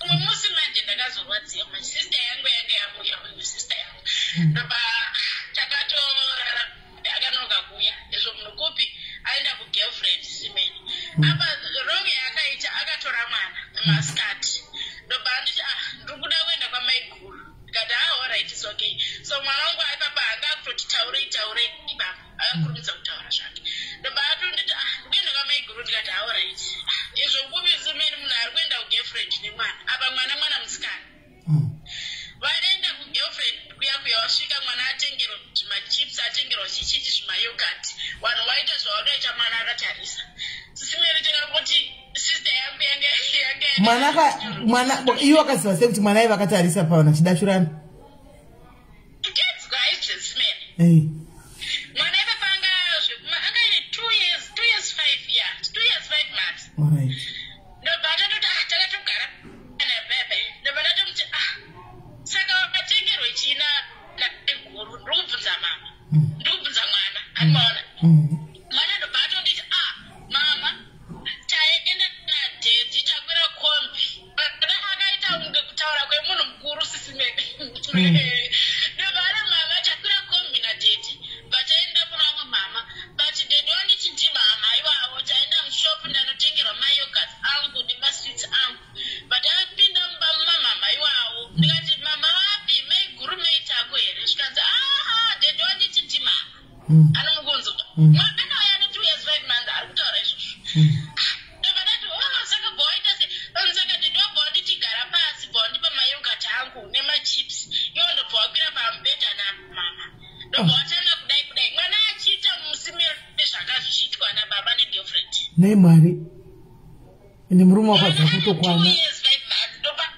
achakakuita zvaaitwa nababa nemwana negirlfriend ndikati sisikarinoziva chinzwa chekuti nditsamweka ndakaseka munoziva kunonzi kuseka kwete ndakaseka ndazobata foni mushasha manje yakangoramba yakatsikitsira kudai ndibadati ndikatibate foni ndabata foni ndone wari kutorana mafotos wasina kusteka wari kutora mafotos wakashama chinjanyondirwadza nechekuti nai baba hamana moyo here wani mwana wangu kutanga ndiye akakonzeresa tu akurovhiringidza futi mwana uyu simeni ndakangotora mwana nehasha ndobadamisa kuusiti murungu akuinde sista yangu handizive kuti chii chakaitika ipapo simeni nehasha kana nanhasi kandotozvunza kuti kuchii chakamboitika kubai ndakangotora banga simeni izvezvi pamwe ndikadai ndiri kujeri ndakamubverenyura naro pashoulda yakapa nanhasi amero kana hama dzake akazodzudza kuti ndindakamudaro handiti ndamubaya pai pasista yangu yazouya yazobata yazoita sei yazoita sei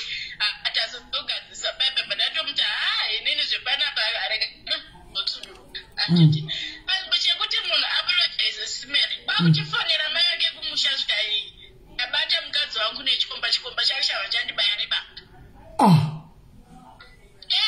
hanzi ndabata chikomba chitari chabva chando nebanga mai vacho kukwira bhazi kuuya kuzotira hanzi ndoda kuona murora akabayisa mwana wangu nechikomba manzwa ndakangoti mai avaka ndobva ndadaidzwa paya ndaenda kuyakuya mai vari kutodya gaga ndikati no ngataure chokwadi ndichii chakaitika ngataure chokwadi apa vapenga vasina apa vangoya vachipenga vasina kubvunza iwewe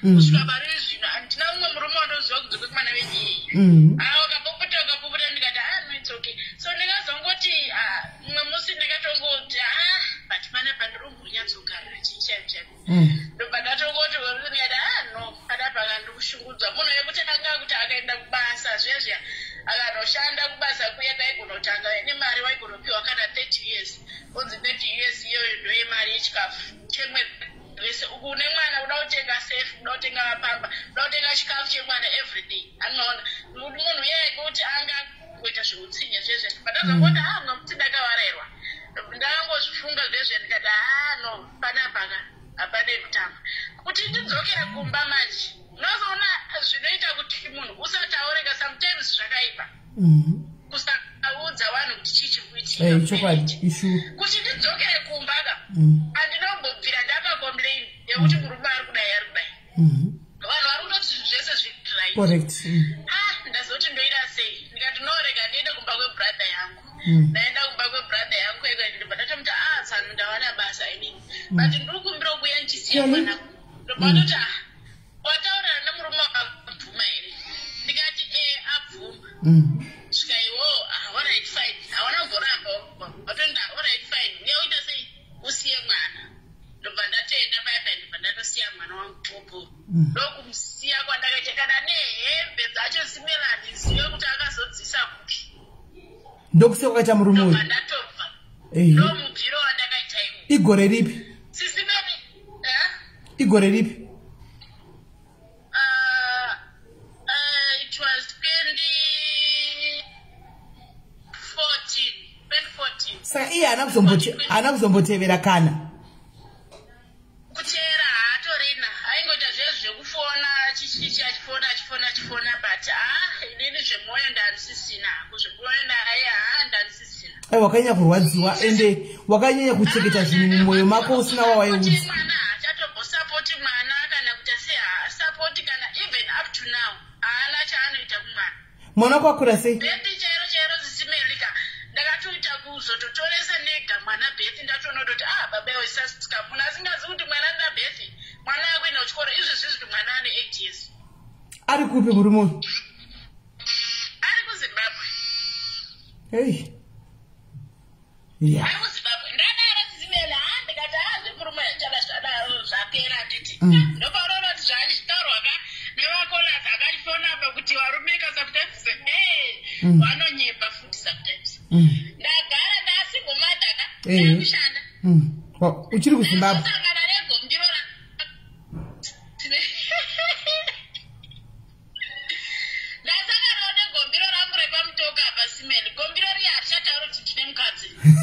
Inga wakachiona mukadzi takarambana takatorambana mukadzi akatoenda okay fine ndopanoti sometimes hama dzevarume futika dziri wrong sometimes tadanana baba yasimela achaidamena simeli zvekuti muarea muwaizoti aiwa vanhu vanodanana even nekubasa kwake wazoti aiwa vanhu tua vanodanana tadanana ndobazoti saka madheziri amai wake vairwara ndobazoti handuna kuti uone mai vangu ndoti alright it's okay tatoenda paya ndanointroducwa kuna mai handingatauri kuti munhu ane mukadzi wake mukadzi uyu aisadiwa nehama but murume nemukadzi vaiwirirana. Alright. anokona vaiwirirana saka iye another way I think aida kufadza futi hama anomaona kuti wafunga kuti nezveuyu wakatokangana so tadanana baibai ndatointroducwa kuna mai vachona hanzvadzi dzacho dzatouya baibai ndatointroducwa nasekuru wanambuya sivera handinaonisina kuntroducwa ndaintroducwa ndatoziva vanhu hapana akamboti bufu kuti munhu uine mukadzi wake chii vari wese hapana araive gombiro zveshuwa tatowirirana ndazoita zvinosimeni unoziva kuzungaira futi sometimes kwatinoita isu masingle mothers tozozungaira zingaiti ndaita nhumbu paya amwena wabva washaika wairwara nekenza asi wanga wakuziva kuti gombiro iri nemukadzi ndandisina simeni boti kumba ndaendaka okay kumba kwake ndokwaitorwarira amwena watori ndaitoenda vakatonzi vari kuchipatara ndaenda mukadzi anenge ari pai dzake nanasekuru wake mukadzi anenge ari pai time yese mukadzi anga ari kumba kumusha okay mukadzi anga ari kumba kumusha so zvadaro manje tadanana ndazoita chimimba amwena wabva washaika hanzi chimimba ndakachimimba siveni chimimba chawepo manje ndoba amwena washaika ndiri munhu anozivikanwa kaini kufemiri uku ndakatointroducwa akabaitoitawo zvimacontribution zvekuti kuchipatara ndaitoitawo nemabhanana nechii kuti wamwena wanodya semunhu ari kurwara anigona ndazoti kapanhama apa ndikati aiwaka ini ndinoendete sei ndo akatanga muchito wakandifonera wakati mai guru mama anzo vashaika ndikati watondaa saka muri kuita sei ndikati handizive rega ndinzwe mukoma wenyu kuti toita sei zvikanzi mukoma musatomboaudze hazvina kana tiri zvandaronga ini ndo zviripo nongatakana kuti mukoma wangu atogara waramba kuti uyu munhu aendi aziva kuti kumusha kuna chiti kwamukadzi anigona ndatogara paipai hama dzapopota paipai ndazomufonera ndikati iwe uchadudzi kuti amai vashaika here ndakuti ufonero nomwe iona iye haana mbotiudza simena hana angoti ziya akati mai vakatoti ndakuenda kupi hamukumusha wana tete wana sekuru wapopota wakati no munhu uyu anofanira kuenda airwara mumwena wanga ari iwe mukadzi wako pana paangasi uyu munhu anofanira kuenda ndiyezve ndaitawo zvenharo zvataurwa nanasekuru nanatete nachi taenda kuhamo kuya simeni ndakademba kuti chandaendera ikoko apa gombiro iri apa usati waziva kuti gombiro kune mukadzi apa usati waziva kuti gombiro kune mukadzi uri kuinda akwasa usati waziva chino ndazosvika kunhamo kuenda kabhozi kure ndekwaMutoko takasvika ndofunga zvekuma-past 11 manheru anomaona bozi akure kumberi chaiko tikokona Mutoko kumberi uko tasvika paya panhamo paya paune mavamwe vamunini vandoziva bozi vaigara vachiuya kuHarare saka ndivo vangoga ana mudhara kopi kumusha vamunini vaya nenyemwe manje tasvika tagara pamapoto chimima chakutooneka kaichi anomaona vanhu vakubvunza manje vari kuona ndi kufamba nabamunini kuti ndiani ini ndazoziva pandakasvika ndichigara pasaiti nemukadzi uyu handimuzive kai iye akuziviwo iye handizivi anogona tanogarisana baibai vamene manje ndopavakazobvunzwa nomukadzi kanzi koyu ndiani uyu svikai ndiye mukadzi wabhule wamukoma Tau svikai mukadzi wamukoma Tau ai wakazvabhule takasiya Oh, taku no mwe, all right, nditau, all right, all right.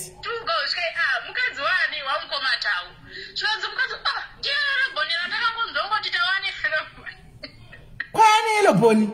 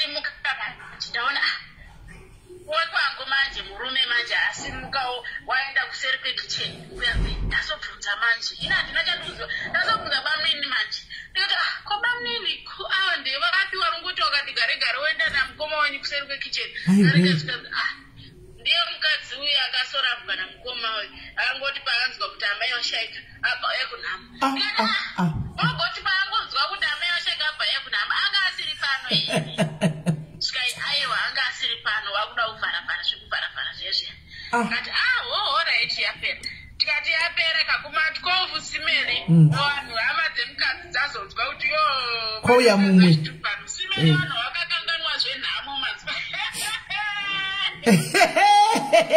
Ya hondo.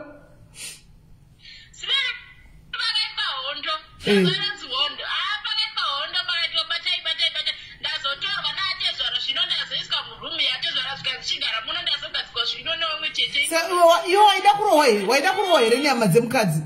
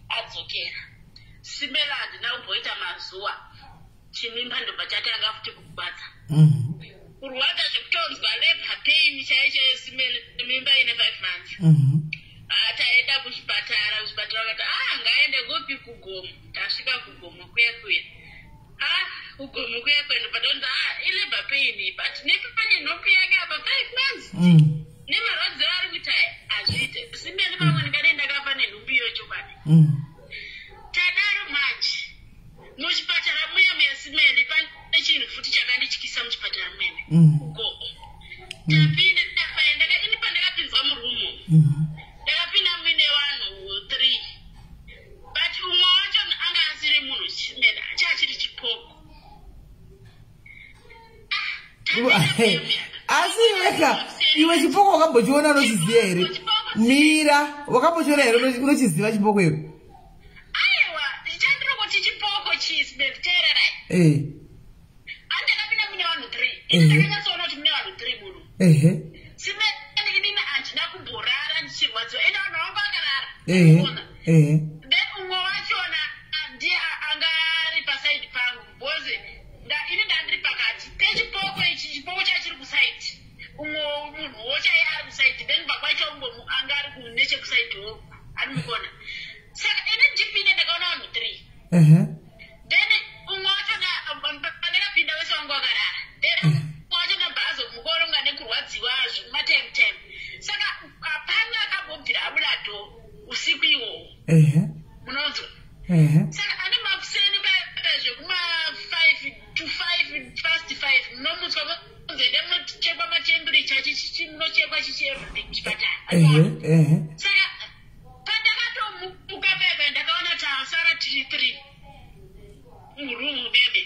Ndopandakabvunza vamwe vangu ndikati ino ndakazovabvunza tatodzoka kunochekwa zvematemperature chichichichi. Pandakati kumwe angari apa asi azvara ive. Ndobva ndotiti iyo kuzvara kwerudziko wakapinda muno mutiri 2. ndikati ndakapinda mune vanhu 3 pasaidi pangu apa papakarara munhu bhedha yongo pakarara munhu iwe pakapinda munhikiri pakapinda muwadhumu wakapinda wega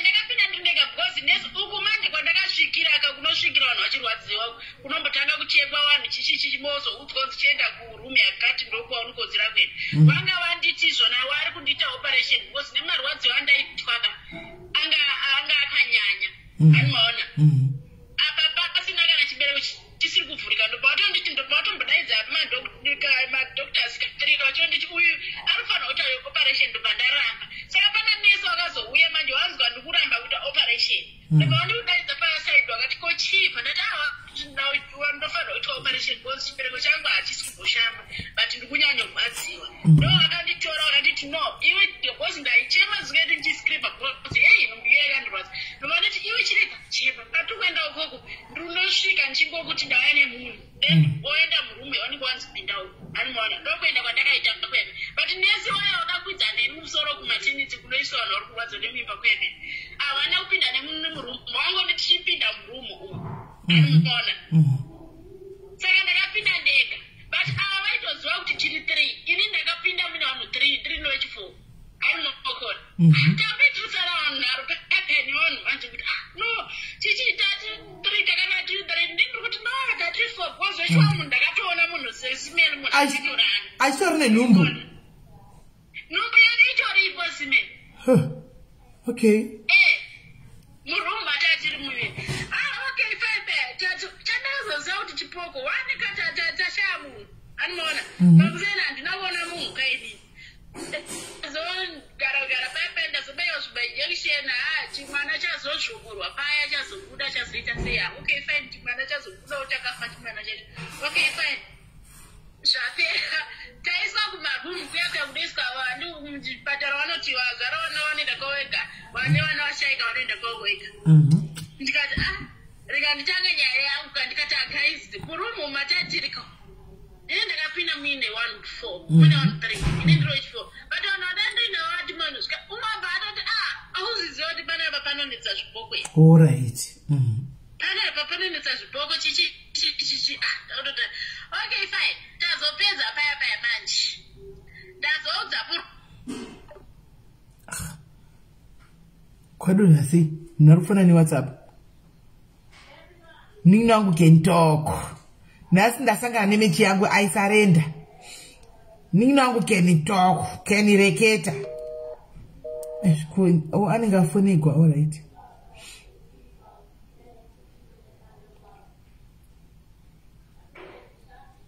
anenge afonegwa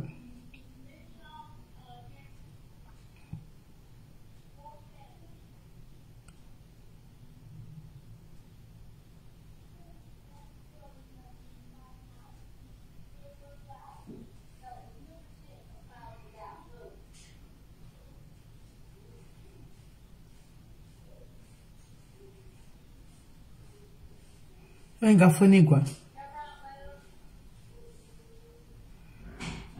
I have met my match today.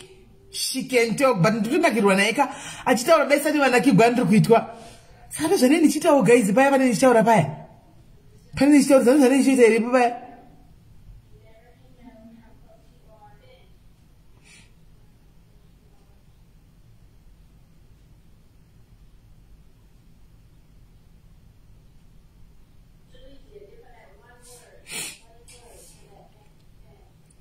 kati achiri pafoni ndaitoni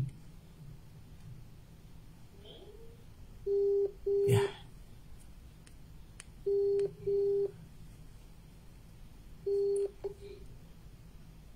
no something's happening now network cannot see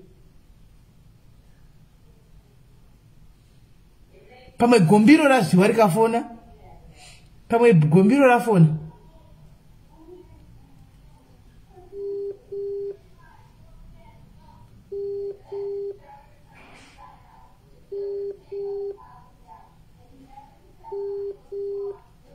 haichapindi iri ngoti calling haisi kuiti ringing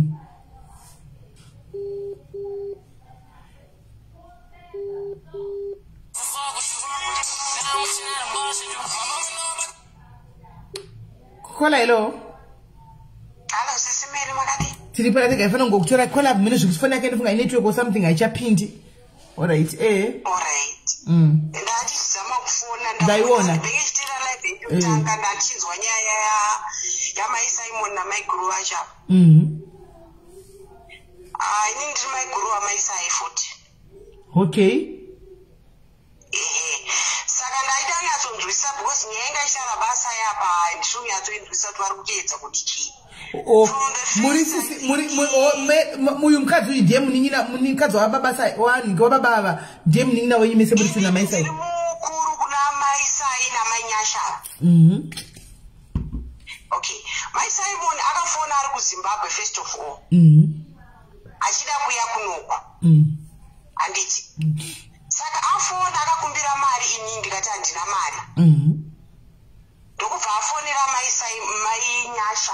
Ndovavanzwa tsitsi it was new year aitoda kuzviuraya. Ndoda kuuya ikoko bhozi akanga anzwa nyaya yababa Simon yekuti vane mumwe munhu wavainaye.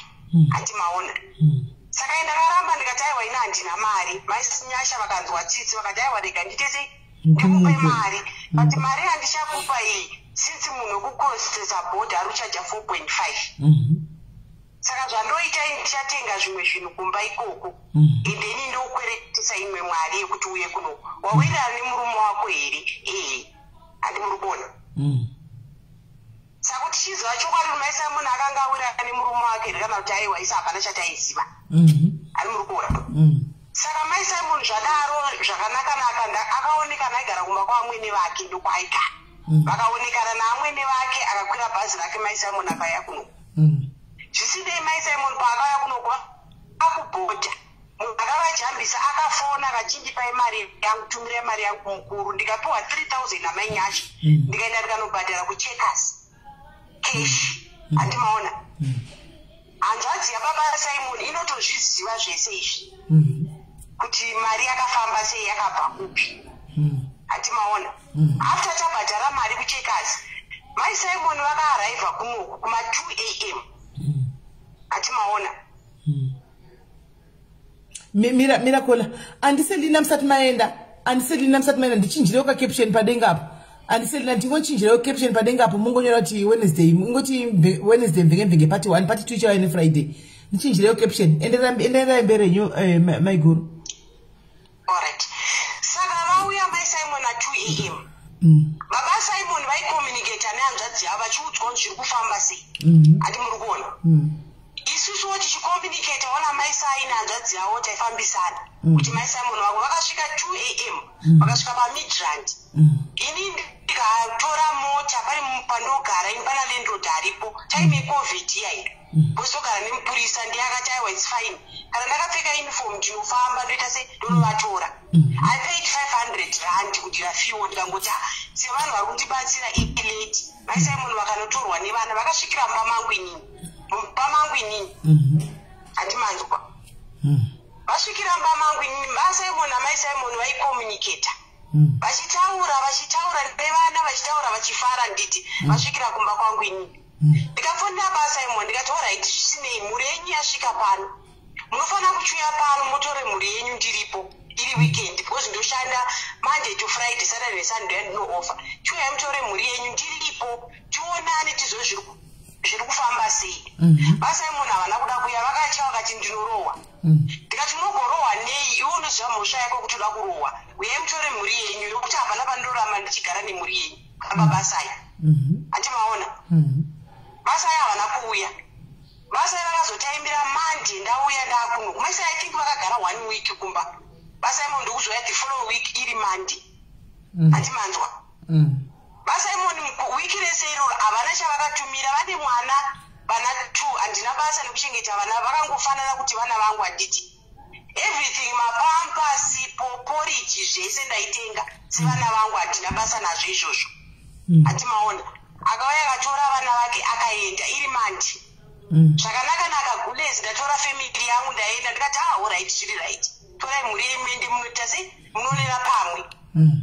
First days vaitaudzana namai Nyasha. Vachitaudzana neni zvakanaka. So from nowhere nyaya yakazanga kunetsa. inyaya yegirlfriend yake yamisho because aive namai Simon apa ari kuenda kegirlfriend apa ari kwamai Simon achingudza munhu tikati vaSimon imi munofanira kuziva chinhu one mhuri yenyu yauya kana mukadzi anga ari kuZimbabwe unodawo someone kufara naye but kana mhuri yauya chimboitai zvemhuri yenyu musiyana nezveurerenyu vaSimon haana kuda kuteerera ani muri kuona haana kuda kuteerera inini namai vababa Simon ndaigara ichitaura navo vachichema pafoni vachindodzwa muroora wangu handizondokutenda sei asi zvekuti aba Simon ndashandoita sei ati muri kuona zoreredzai mai Simon agare ini ndakatombofunga pamwe simeli pekuti mai Simon ngaadzoga agare kumba kwangu inini ndomutsvagira basa remakicheni but chaizonesa chekuti pamwe mutoro waizondiremera kuti vana vanoda kuenda kucreshi vaSimon aripo anenge ane girlfriend yake ani muri kuona saka vaSimon pese paaibvunzwa nenyaya yemari kulezi ndokupai next week kulezi ndokupai next week achingobvuma nenyaya yemari zvinhu zvinorwadza zvokuti manyasha anoshanda makicheni but mukaona shandire yaanoita munorwadziwa sisimeli kuti akaita chido akabatsira munin'ina wake hatisi kuramba kana munin'ina wacho asina kutaura zvakakwana kune murume wake ndo zvinenge zvaakunetsa but mari yemuridzi dai vadzorera nekuti muridzi every single day angaata ndikafa nechigumbu mari yangu inini ndikafa nechigumbu mari yangu inini ani mukondiromboedza kwayayanisa mai Simon ita so kuna mai nyasha but mai Simon anenge achitya murume wake ikangotangwa nyaya yemari kumbaiko anobhurwa anorohwa haatauri ndakamunzwa ndikise ukarohwa enda kumapurisa mai Simon haendi kumapurisa nenyaya yemari iyoyi saka mai Simon zvavari kutaura izvi zvekuti anzi mari kuita sei ndasingazvizive vasade kunyepa vasatomboda kunyepa hapana munhu asingazivi kuti vaSimon vanobatsirwa nezvo because kana muchiona kuti munhu abatsirwa nehama dzemukadzi utaura kuti hanzi wakatiudza hama dzangu kuti dzikubatsire but hama dzacho akadziudza dzimubatsire saka mwana woita sei sa imimi apa chingamboenza kuti matisadzaka chiwi iri relationship yera pamunino yenyu chii chiri kumboitika chinoitika sisimeli it's like parelationship yangu nababa muninavo baba munini kutaura pamuromo chaipo chaipo sisimeli handidi kunyepera mukuona munhu wamataura naye uya haana mukanwa munhu iyeuya haana mukanwa munhu iyeuya zvamanzwa mai acho haatauri nehanzvadzi yangu first born emba medu amai vangu chaivo amwene mai vamai Simon haatauri namai vamai Simon muri kunzwa from nowhere munhu uyo anda kusvita kuti ini ndiri but isinongomusiya wakadaro but akaita problem anomhanya kuti ndibatsire iwo ubatsirwa muri kuona munhu anobatsirwa naye anotuka sisi wangu vari kumboko vakamubatsira achiri kuZimbabwe akavatuka zvokuatuka zvee sisi wangu akati kweunogondituka sei inge wakati kana waenda kujoni uchanditumira mari yangu akataura rabhishi vaSimon kutuka sisi wangu ndobva avabhuloka ina hangu ndakangoti aiwa ndomusiya akadaro mwari hazvinei mwari ndianoziva ipapa mai Simon vaenda kumba uko katukesi vakauya kumba uko akachema sisi handida chekubata sisi mbiri ndauza ndakaspenda about 3000 ndichibatsira mai Simon but ari kumurume wake kutenga hembe dzamai Simon kamai Simon varapa vanondipupurira kana mwana wangu anondipupurira hembe chikafu vanoenda kumba kwavo vakaremerwa achisvika ikoko futi anenge achidya chikafu ichocho but handizoziva kuti anenge achida vanhu vakaita sei nai sisi sekuti iwewe ndiwe munhu mukuru pane vana ava vese ndozvacho nyaya iripo ndekuti iwe ndiwe munhu mukuru panapa apa mukutoziva kuti mukwasha wenyimboko bamunine nyimboko mukutozviziva titori papa I don't know how about maybe nokuti nyaya chinotonedza munina wenyu wacho relationship yenyu iri sei naye izvozvi for now sisimeli chakaitika ndechekuti it's like I think 3 weeks ago ini ndoshanda Monday to Saturday zvandataura nditi but kune kwana ndawana party time it was Sunday maona saka ndiri Sunday udani ndichishanda it was handichazodza dziri nguvayi ndobva afona achichema sisimeli achichema ndikati kochii ndobva ndapopota zvikanzi vaSimon vari kutanzi ndatora mari ndatumira manyasha ndakaita hasha dzokuti ndakapopota ndipafoni kuti mari waitora nguvayi foni ndobva yakata zvisinei pandobva asenda message kanditumirewo 5 rand airtime sisimeri kana ndine mari achida airtime nyange mwana asina chainacho ndinopa sisimeri right, because chandikuona chokudaisoka chandikuona chokuti pamurume uyu kauyu hapana mari inobuda ndochokwadi mutozviziva kuti mumba mune nyimboko hapana chinobuda.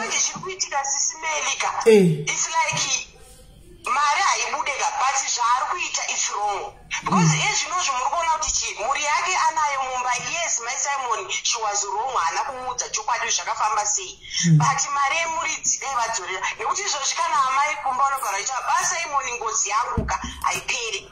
Munoziva kuti hazvina kunaka kuti upikirwe kudaro. Ndoziva mari yake ari kushanda mari manje apa manje mari uyu munhu uyu motomuziva mari haibudi. Tatovepo nezvokuti imi musasisi handiti sasisaka uyu munhu itoribora ngoma ndishadzi number 2 imi sasisika munin'ina wenyu uyu kwawo chite chaiplan nekuti maybe kana sasi mukakwanisa kuona mbichera muchimudzosera mari iyoyo kana kutaura nemunin'ina wenyu uyu akaburitsa mari mungoti makapa munin'ina wenyu mosera nazvo.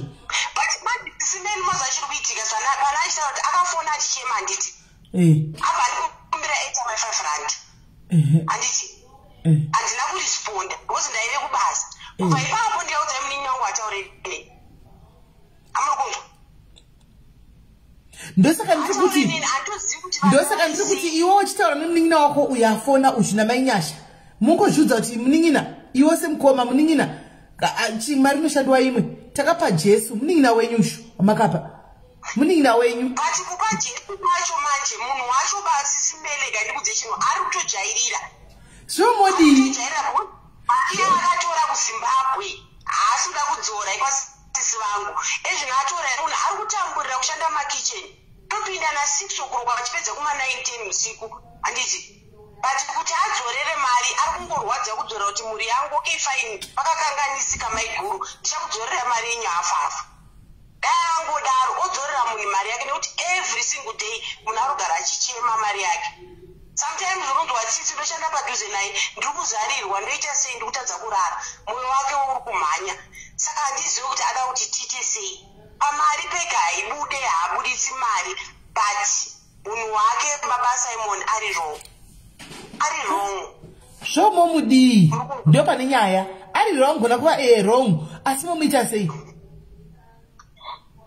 because maissues ada kutaura kuti hanzi handiwirana nehama dzake. Why usingawirana neamwene vako munhu akakuzvarira mukadzi wako iwewe? Why usingawirana natsano vako iwewe? chichimbori chikonzero chii? Ani muri kupaona munhu ari rafu zvokuti simberi ungoti hamumuzive munhu iye zvauri kutaura ndiri kuunderstanda stereki but ndiri kuti manje imi munoteedza unhu hwake chiyai inogwadza vedwe munoziva unhu hwake ende mamunzi achitaura pano kuti mari handiburitsi muchamuita sei apa muchadii ndo pane nyaya yangu papa kungotaura ani family yake mumba imomo handiti the best thing sisimeni ndachitongokwanisa kuti dai makwanisa kubatisa kuti ndika kuti kuwanika mabasa ine hangu andiri ezvino hakutakwanisa kuwanike mabasa.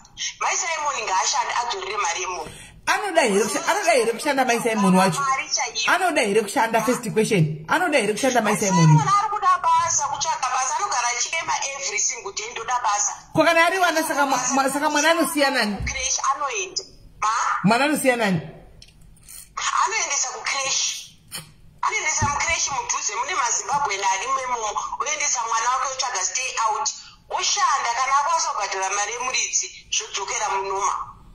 I think ndo the best kana murume aramba iye ngatsvaga basa azvishandire nekuti akabvira kudhara aibeya kuSprings achitsvaga basa kumakula but mari ainzwa 500 saka mari yacho yaive shoma ine murume anenge achitoti haukwanisi kuenda kubasa bhozi vana vangu vanosara nani pana ezvino mwana haasi kuenda kuchikoro aenda kuchikoro mwana womuregedzisa chikoro moti kuitawo ikoko yeah I think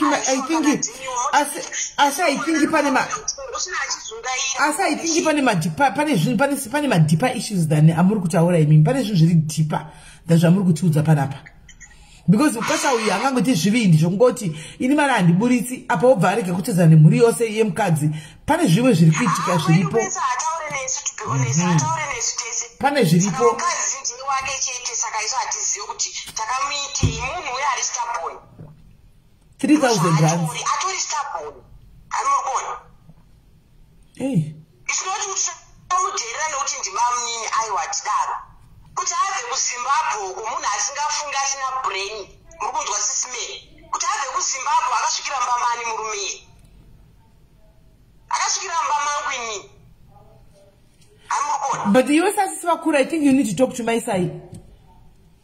I can't talk to my side because she's not communicating with me. Ask kutaura neni my Simon. Ko pakafona last year machema apa pakafona sei. Why?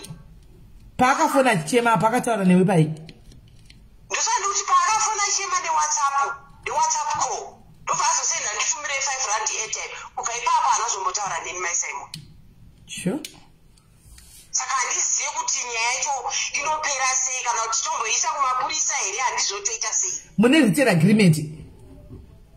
Hatina written agreement. Ndio zvinoita manje anogona ngosvika kuti handina pakuita mari vanhu havamudi. Mukadzi wakanenge aripo pamwe anogona kutaura handizivo. Ndoreva iye mukadzi kana vanhu kana ona maininika kana vanhu vachidanana vachitowirana mbako zvekudaroka handisika.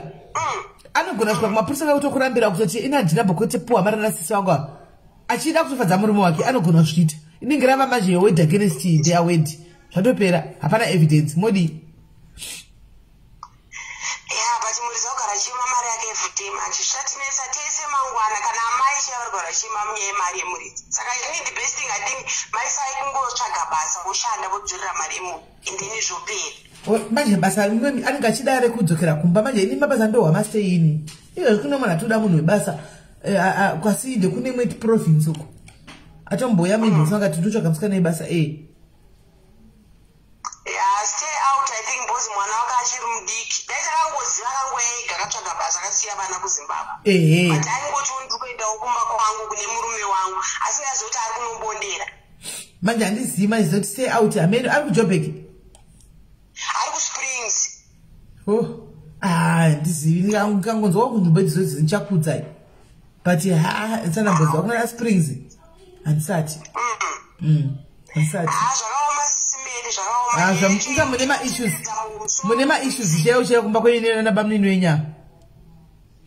But maissues acho iye ndiye anotomaziva because hatitozivi munhu wekuti izvozvi mukamubvudza izvozvi anotanga ongotuka so ane rafu sikaite munhu wamanzwa achitaura uyapa anotaura rafu iyoyo yokuti anenge ari kuri hatimaona dai ndati naye takagara face to face nemi muripo angasingambotaura zvanga achitaura zvezvo. Mai face to face togomuone PaDiaries Springs ikweyo ndati face to face togomubate PaDiaries Springs ikweyo mukadzi ndakambomuti senda location yekuenda ikoko akakusenderai because last time anofunga kuti akangwara ana kungwara SIS MELLY ana kungwara because mai vegirlfriend yake vakamupita same akangwerekana polisi yasvika pamba akakadwa mupolisi anomurikona akangwerekana polisi yasvika ukanzi ndiye munhu wakana nemwana wangu ane mukadzi ari kushungurudza mukadzi akaenda kupolisi vakanotaurana akazodzoka.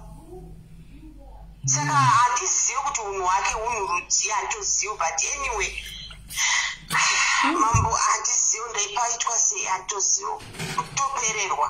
amene imbototoya kutaura namai nikikiri namaisai vacho tonoti zvofamba sei. Alright ndichataura nawo. Taura namaisai uzondiudza kuti vari kuti kudii kana kuti edha pakoli yavo iyo kana wavafonera. Handiti izvo handifunga kuti vari paWhatsApp baba handizivi kuti ndivatarise rega nditarise but this time haichaiti because murume wacho anenge aripo. This time haichaiti zvaiko zvino hazvichaiti because iko zvino usiku uno hauchaiti murume wacho aripo ka. Alright kokuti wabata masikati murume wacho asipo.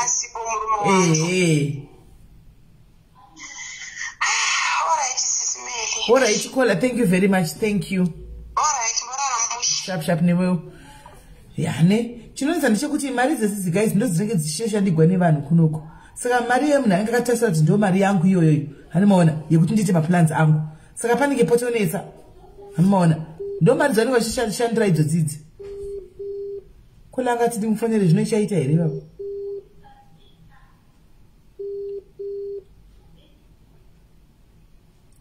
Hello? Network yako yazombotiza ka?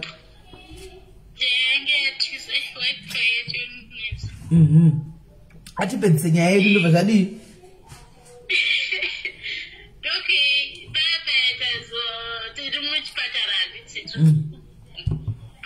zotara apa nakutotara no pane padopa zvinoita chichi panowanikwa zvipoko chichichi ogona kutomarata unogona kutobatsirwa nanesi but chiri chipoko anomugona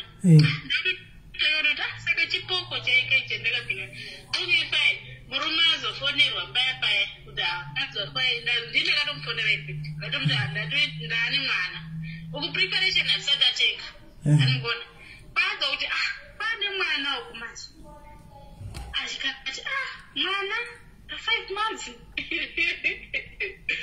akangoti akangouya zvongouya zvese but akangoya hana mbuya wake nemasisters ake watotenga tumapreparation kwauyowana kwasvika akona munhu hana chi hana mwana ndakutauzoti mwana tesei akuda akatofa chichichichichi alright fine mwana uzotora test mwana anzi ada kupiswa mwana akuzotopiswa paya tabhadhara mari ndakustacho ndabuda muhospital simeri ndopaunonoti varumeka vanochicha uko manje maitiyu kumba manje inini ndaitya vanhu vekumba hapana chavari kuziva ankona ndaitya kuti ndiudze vanhu futi kuti apa manje ndakabva kumurume ukuka ndiudza vanhu futi kuti ndane nhumbu kunoku ndaingoti mheno chero zvazvaita ndichazovaudza kana ndane mwana anokwana tasoti ndikati manje okay fine panguva iyoyo hanamboradza kurwadzawo simeni zvekuti hanzi ndarasikirwa nemwana ka handina chokwadi ndoda kutaura zvikwadi hanamboradza kurwadzawo ndakangoti nenonzi yaraka zvatondigonera because vanhu vekumba vako havafanhi kuziva kuti chi ndozvanga zviripo izvo vanhu vaingoti ndiri kubasa yesapoti aipa hake mwana ivhiri kumba daitumira every month nenombu yangu iyoyo anokona okay tadzokera kumba paya tadzokera munhu atanga kuchinja paya pasimeni munhu akutondiudza zvekuti mai nhengeni mai widzwa ari kutouya chichichichi saka iwo mboenda unogara kwambuya chichi bhosi taigara pamba pamba pakwanguwakawaka nemukadzi yapamba ne2 rooms alright akutondiudza zvekuti mukadzi uya akutomboya ndikati ko mukadzi akuuya ndeupi mukadzi akuenda bhosi kasvika pamba paya yakasimeni maiva muine hembe dzemukadzi amona nedzivana ndikatombomubvudza kuti kana iwe uchitoita kuti makaramba naibwewe mune hembe dzevana dzirimo mune hembe dzemukadzi zvese nemabhurugwa nechisimeni zvazvirimo sakola waizviziva kuti pane mukadzi because wakatoonako red flags yemabhurugwa nehembe waiti bhurugwa rinotsvakei mumba mune munhu kuziva ndandisingazive yesi ndingati hangu ndakatombofungira kuti munhu anenge ari mukadzi but nenhau yekuti hamawo dzakazototi munhu wakaramba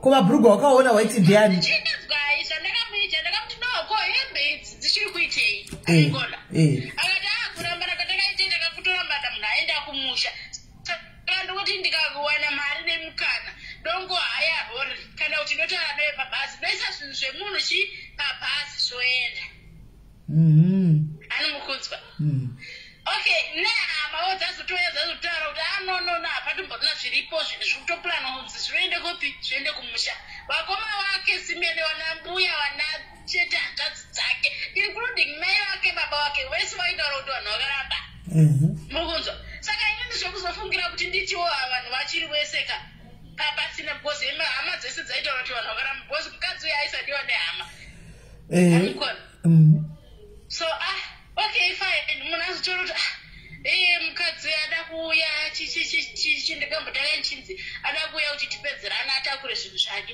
ndikati aiwa kanaye bamwa zvinhu zvemunhu izvika zvongotakurwa ka hani makati muchaisa pabhasi kana kuti muchahaya rori rotakura zvinhu roendesa zvinhu kupi kumusha bhosi kumusha kwako akuri mumwe chete pamutongo ikoko ndikati aiwaka zvinhu zvotakurwa zvoendeswa kupi zvoendeswa kumusha ndatoona munhu dzakutochinja munhu atotanga kutouya kumba akadhakwa zvasamboite papa taungonetsana nezvinhu zvingoti pandatongoti no kuti zvindibveka okay reka nimbomuteerera wauye wapedzerana nezvinhu zvavo nimboenda kupi kwambuya kwapangori padhuze simeli kuenda kwandakaita kwambuya kwekuyaka ndokwakatochinjisa zvinhu manje ndaenda kwambuya kwekwe munhu akuziva kakuti achisina mukadzi wake wakutodzokera nevana achauya hatina kana sapoti yacha inopana kakati dhu ndikati but panapaka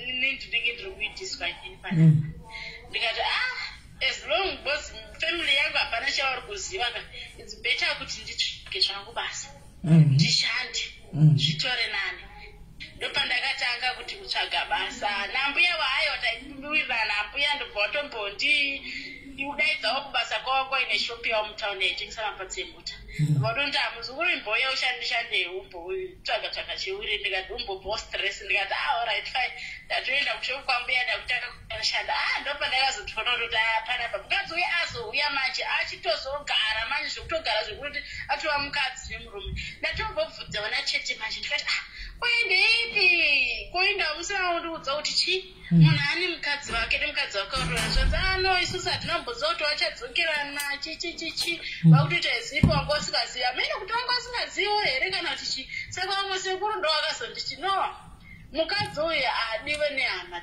dzese nemhaka iyi akaramba kuchengeta vamweni hanimukona bcause anonzi amwene wakamborwarisisa ndobva wachiuya kumba uku kumba kwake kwaharare ndobva warapwa saka vamwene waita zviri nani ndobva achinzi vamwene bva vachiti ndakuda kumboenda kupi nomboenda kumba ndakunzwa sendiri nani ndobva achinzi murora chienda nani navamwene uperekedza vamwene unoita kana 1 week kana 2 weeks handiti wangona munhu wekufamba naye mubhazi wodzoka uyu anga asingadi kuenda kumusha naamweni amikona ndobva achiti bhasi stop yekwavo ndo inotanga kusvika then yekwamwene ezosvika achisvika pabhasi stop yakwavo ndobva amudzika iye nemagrosari ese nemwana navadiki bhozi vangaitwa na3 vachisiya 1 mukomana ati kurero nganga ari zvekuma7 8 years ikokoko ndi akabva anzichienda nambuya ndonhau yavakagonana iyoyo nehama dzemurume anomukona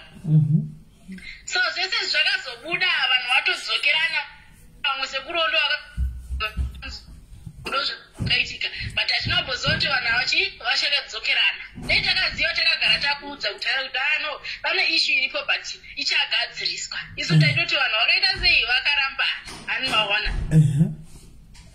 ndokuzomusiya kuyeka kwandakamita ndazomusiya paya ndazotsvaga basa simeli ndopandakazotarawo nefriend yangu ikuno kwandave kuno ndobva ndonditi uya kuno ndokumusiya wandakamita ndobva ndauya kuno ndichiuyawo kuno kuzveshuwa zvanditirawo zviri nani simeli sa mugombiro haasi kufona here ani mugombiro no mugombiro manje ndichiri kuzimbabwe aifona zvake zveapo neapo animukona zveapo neapo zvezvemunhu wokuti sometimes sevanhu vakamboti fambidzana vese vakatomboita zvemwana pakatombezo zvemwana yes sometimes aitombofungawo ndingatiwo maybe aitombofungawo nezvangu paanenge afungira paipa ndopaaaifonera animona but nguva dzese tatisasataura so ndazouya kunoku manje ndadzokera even up to now akatosangana nenika munotofungidzira kuti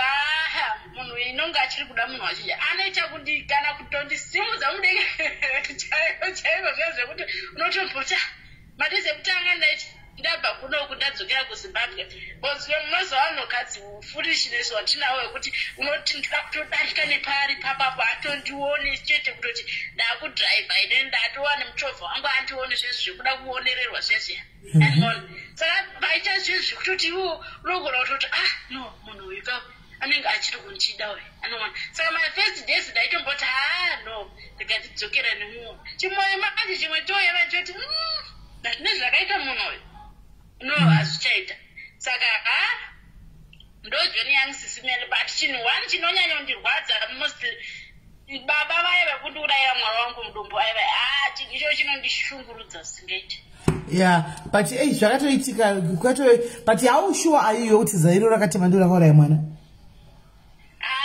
I'm sure simele because pamwe pese apa zvinhu zvese zvazvitori right everything was okay mwana aitokika simele aitoita everything but kubva paakangonditema naye nesadzero ndakarwadzawo nemudumbu simele after 2 days ndopandakatanga kunzwa zvimasenzo zvokuti ndikarara zvezve chaingotogutu animaona mwana haachakika achaita sei ndikarara nesaidi iri aingoendawo nesaidi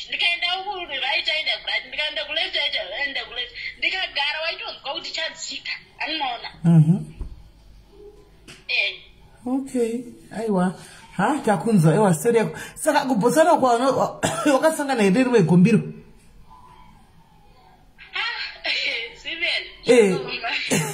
Da. Kuna rimwe. Zizimeli kuna magombiro. Ameenda kuti ikoko komasingo maga vanozvigona sei. Munomuka. Murume wanu chete. Murume wanu chete. Bozani. Sandewa muri kungogiji. Ndewa muri kuita agijika nawo. Kagara nayo randinaro izvezvi but ungoti okikirikiri chenda but tane time yedu tane points kuba ndichiuya muno ndakasangana naye 2018 kombiri ndakaya 2017 then panasdana naye pa 2018 up to now but munongoziva zvevanhu vane mhuri dzavo zvonesa hazvisi zvekuti unonyanyoisa mhana antori nemhuri yake hake antori nemhuri yake hake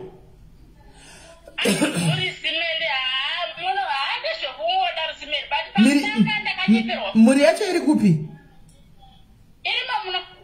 Saka hazvizivi kuti kunewe.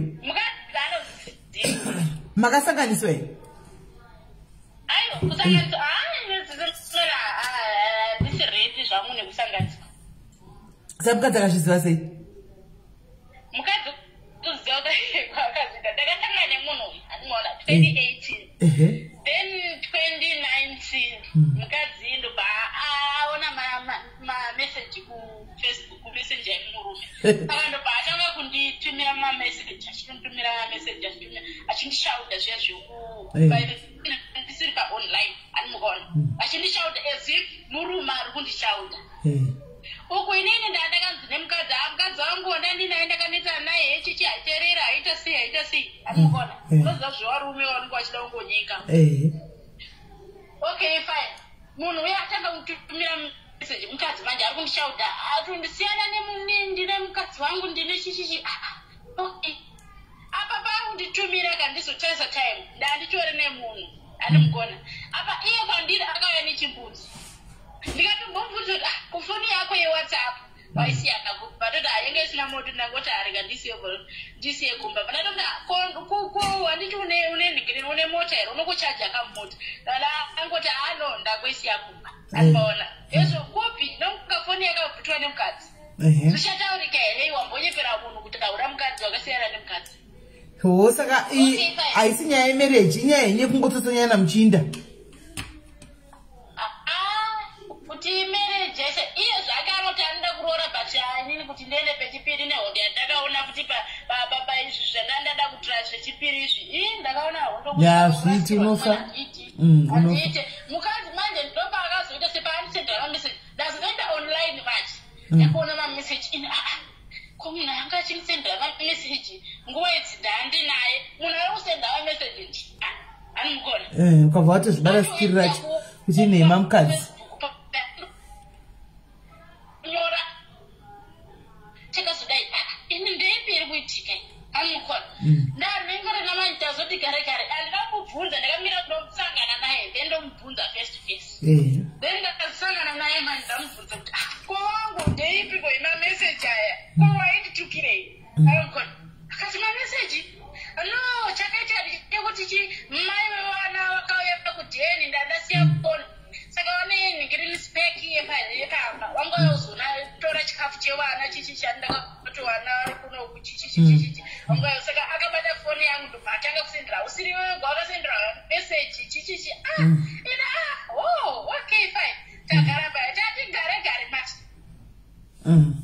saka yakazofa animukona mota yake yapa pane pati yemota yaaida handiti saka ini ndine shamwari yangu anoita zvekutengesa mabatsemota anenge achitengesa saka ndobva ndatomutindi ndamusendera meseji ndakafona foni yanga ine mukadzi ndafona foni ine mukadzi kudaro ndobva adaira apa ndatomuti ndokumbirawo mupani baba nhingi foni bos ndokomudaidza nezita remani vati vari kuda mapatsi chichichichi ndokumbirawo muwape foni ini zvekuti foni yaderwa nemukadzi wake ka panguva iye anambozvisa bhozi munhu wangu anga achitodawo mari anogona shamwari yangu iyi bhozi ndachitoziva kuti munhu ari kuda pati yemota mai vayo ndibva watopa pani munhu foni ndatoti hapana munhu ari kutengesa chipatire mota rauri kuda uyaonena nemunhu chichichichichichi okay ati alright fine chichipati kutaura kwakaita kweka ndokukata umwe wangu manje ndobavati iwe mufesi wako here wakutaura naye ndikati yei sikaikuadaira foni ndiya ndikati no padairwa nemukadzi pane mukadzi adaira anzi afona futi ari mukona ndopa ndakafona manje vanhu watoya ho manje kumbauko vanhu yakutoita noisi babe ndokuziva manje kwandakazoita kuti chi munhu ane mukadzi so ndaziva manje kuti apa ndiri kutambwa apa mai vayofuta havachazviunderstand kuti inini ndakanyepera vachitora nhekirini mafotos angu mai mwana kufacebook wakuti achiposta ndakapostwazve kuposta manje kwakandiita vana kuposta vachiti ndikuda nemurume wavo vagoposta vachiti kwai ndakaningirina anzi ndakatiza nemari yemutsero sisimenomozi apa nekuzikana kwandinoitwa nevanhu ndakanyara sei ndakanyara zizikaiti saka ndokuzikana kwandakaita ikoko kuti uya ane mukadzi wake ndokumuziva kwandakaita ikoko saka rudo ruri kufaya kungokwenya naye muchiinda zvemereji hapana apa inini zvemereji beno asi usahoita chimimba zvewe kutondotoita kutoita wana usahoita chimimba chiuya no this time handite simera handite uku ndototi uku ndichidebaiwa dhepe uku ndotomwa nemapiritsi pamusoro handite simera yes iye hake anoti anoda kuroora akabhata handimbomupe mukana iwo kuti andipe chimimba sine even though achita hake everything zvese anoita zvamarentals chichi mwana kumushandi yandodzidzisa mwana wangu inini but zvekuti chimimbaka handimbofe ndakafurirwa izvozvo kuti nekuti munhu ari kuita zvese ari kuda everything handimbofe ndakavhura gumbo zvekusvika pakukamufatiti ya pakaipa aiwa munin'ina waiti akuwaya waya hako nestori yako tanzwawo jeni yako aiwa dei mwari wakutungamirira kwawana wako wega chimukomana chinozonyatso ndizvozvo ndichakutsvakira ari kubhosana ikokoko ari single ndokutsvakira aiwa ndokutsvakira unoita chipuro chindeyo chidzanichika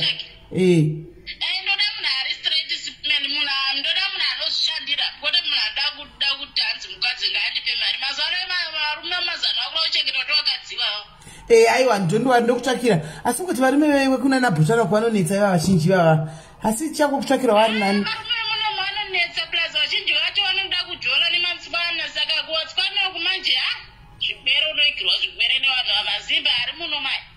haipapo manje andona asi chatira kutsvakira chero ari kumusha anopota achiuya ake kuzokwenya iko kubotswana achidzokera aiwa zvekuzopota achiuya achikwenya sonyeni yangu odzokera uko kuna vanhu wake vanenge asikaringa chitosirias ake pane gombiro rinenge riri bhotana rinenge richichoda zvemazuva aiwa kana ari sirias zvake simeli asina munhu aiwa anenge asina munhu anenge ari sirias ndichatokutsvakira ouya kuti anopota achiuya achiita iyo nyonyo iyoyo achinda kwaino ichiko nyaniwe nyonywe amheno achinda ndoda hangu munhu wekuti haanei kuti munhu anei munhu ane chini handidi zvekudiwa zvekuti munhu ane chakati anoda kungodya mari handidi asi wakatotenga mapropati wakatotenga mapropati ako here kuti murume anozoti une chakati handinapo 1 2 3 wakatengeiko munin'ina wangu zasiwa kwaunei wakatenga mota mota ndinayo hangu mota ndinayo business ndinayo kuzimbabwe kwacho naikoko ndikutovaka good ndozvo zvakanaka izvezvo very good uri kugona wane kushanda pai ndine bhawa une bhawa aiwa uri kugona aiwa uri kugona munin'ina wangu uri kugona amboya tigozomwira kubhawa kwako ikoko uri kupi kwacho kubotswana simeli munomwa here ndomwa ndoregerei nomwasingaiti uri kupi kwacho naiwe aiti yamaitaura yamaiti iri uchima iti uchikudurban ndoda kutombouya ikoko kucape town uya cape town uya kwaitiko aiwa unouya toda kutozoyawo futi kubotswana kwaiti kana tambopedza muno shuwa here simeli shuwa zvemunin'ina aiwa uyai aiwa tinouya aiwa kwela wachako munin'ina wangu andika God bless you uzondibata kuseri ndozopona tichitaura alright iri bo orara bo handiti sharp imisiai vanin'ina wangu vanin'ina vasisi vanenge vakasununguka pana sisi vavo vachizvitaurirwa nyaya nasisi vavo vanin'ina wangu vanenge vakasunungukira kwandiri tichitaurira nyaya dzedu vanoziva kuti sisi vavo tongobvarura nyaya tichinda tichinakigwa hanimaona asi zomrini aiwa ona zomunyine zviriko kashara nevanhu iva free iva open vanhu ngavasataka kukwata so kuti vanokukwata free newe wacho uri free vanhu vanodi vanongosununguka kwauri ini ndovingwa nevamwe vane kuseri kwokuti ukaona mwana achitaura nevakasunungukaka utomutozoti izira nemwana wangu kai akasununguka achitokudza dzimwe nyaya dzekuti ndopisira kuti nhai mwari we nhai mwari ndopisina kuti mwanangu kwanza hai usisimeli anonona like ndo zvavanenge vachingori like vanenge vachingori free because ini wacho ndiri free andowana togona kutaura nyaya tikatobvarira nyaya tikatoseka kuseri kuti ndingori free hanzi uya haiti yakaenda private school aiwa tikuya kuhaiti venyu taiwana miluka venyu ndinenge ndaiwana venyu taiwana iwewe miluka batanai naloreni mukundu venyu taiwana takuda accommodation hameno angela pakudiwa accommodation ndezve next year but paeaster saka tanguti achitongoseka Cape Town sezvo vanhu vari kutora zveroad trip ka inodagadzirwa nguva iripo kuita road trip vanhu vachibatira mbijana nguva inokwana tozoti mubhasi momo tichida kuona nzvimbo ka tichimbodza driver timbomira timbotora mapicha andoona imbomira timbotora mapicha tichienda ikoko andoona tirimo muroad trip kokutyei toregererei diaries ndevachemberi kai machemberi tiregai tizvifadze regai tizvipombonokere tichiinda kutyei regai tifambe tichiinda isi kunzvimbo dzakasiyana tichinoona kutoregerere vanzi marasa havana kuuya nhai havana kuuya roni havana kuuya aiwa tichavabata next time havana kuuya guys it was nice being with you handisi kuziva kuti ndichacheka kola week what happened to her angati wange auya kuti chichikuitika ngatisanganei nemusi mai iyoyo muri kuseke ngatisanganei nemusi Friday part 2 yemvenge yavarume vaive kumamira mumagumbeze takuda kuchipesa neFriday tichinyatsonzwa yevarume vekuchimamira pai mumagumbeze vaya varume vari kuUK vakwai vanomamira mumagumbeze ndizvo inhansi ndakadaro makora ndo akadaro kwai vanongoya vosiya mukondi wavo voinda saka toda kuti tichipedzisa saka vari kuUK kana makambosanganawo nazvo mogara makagadzirira tiurudza kuti makanga mamamigwa makanga maiteiko animona zvinofamba siku kuti vanhu vangu vachi handichika tobatana tobatana nemusi Friday guys handika tichionesana zvakamira sei handiti saka guys morara bo handika vana mai Ethel maiyoyo toda kutanga izvozvi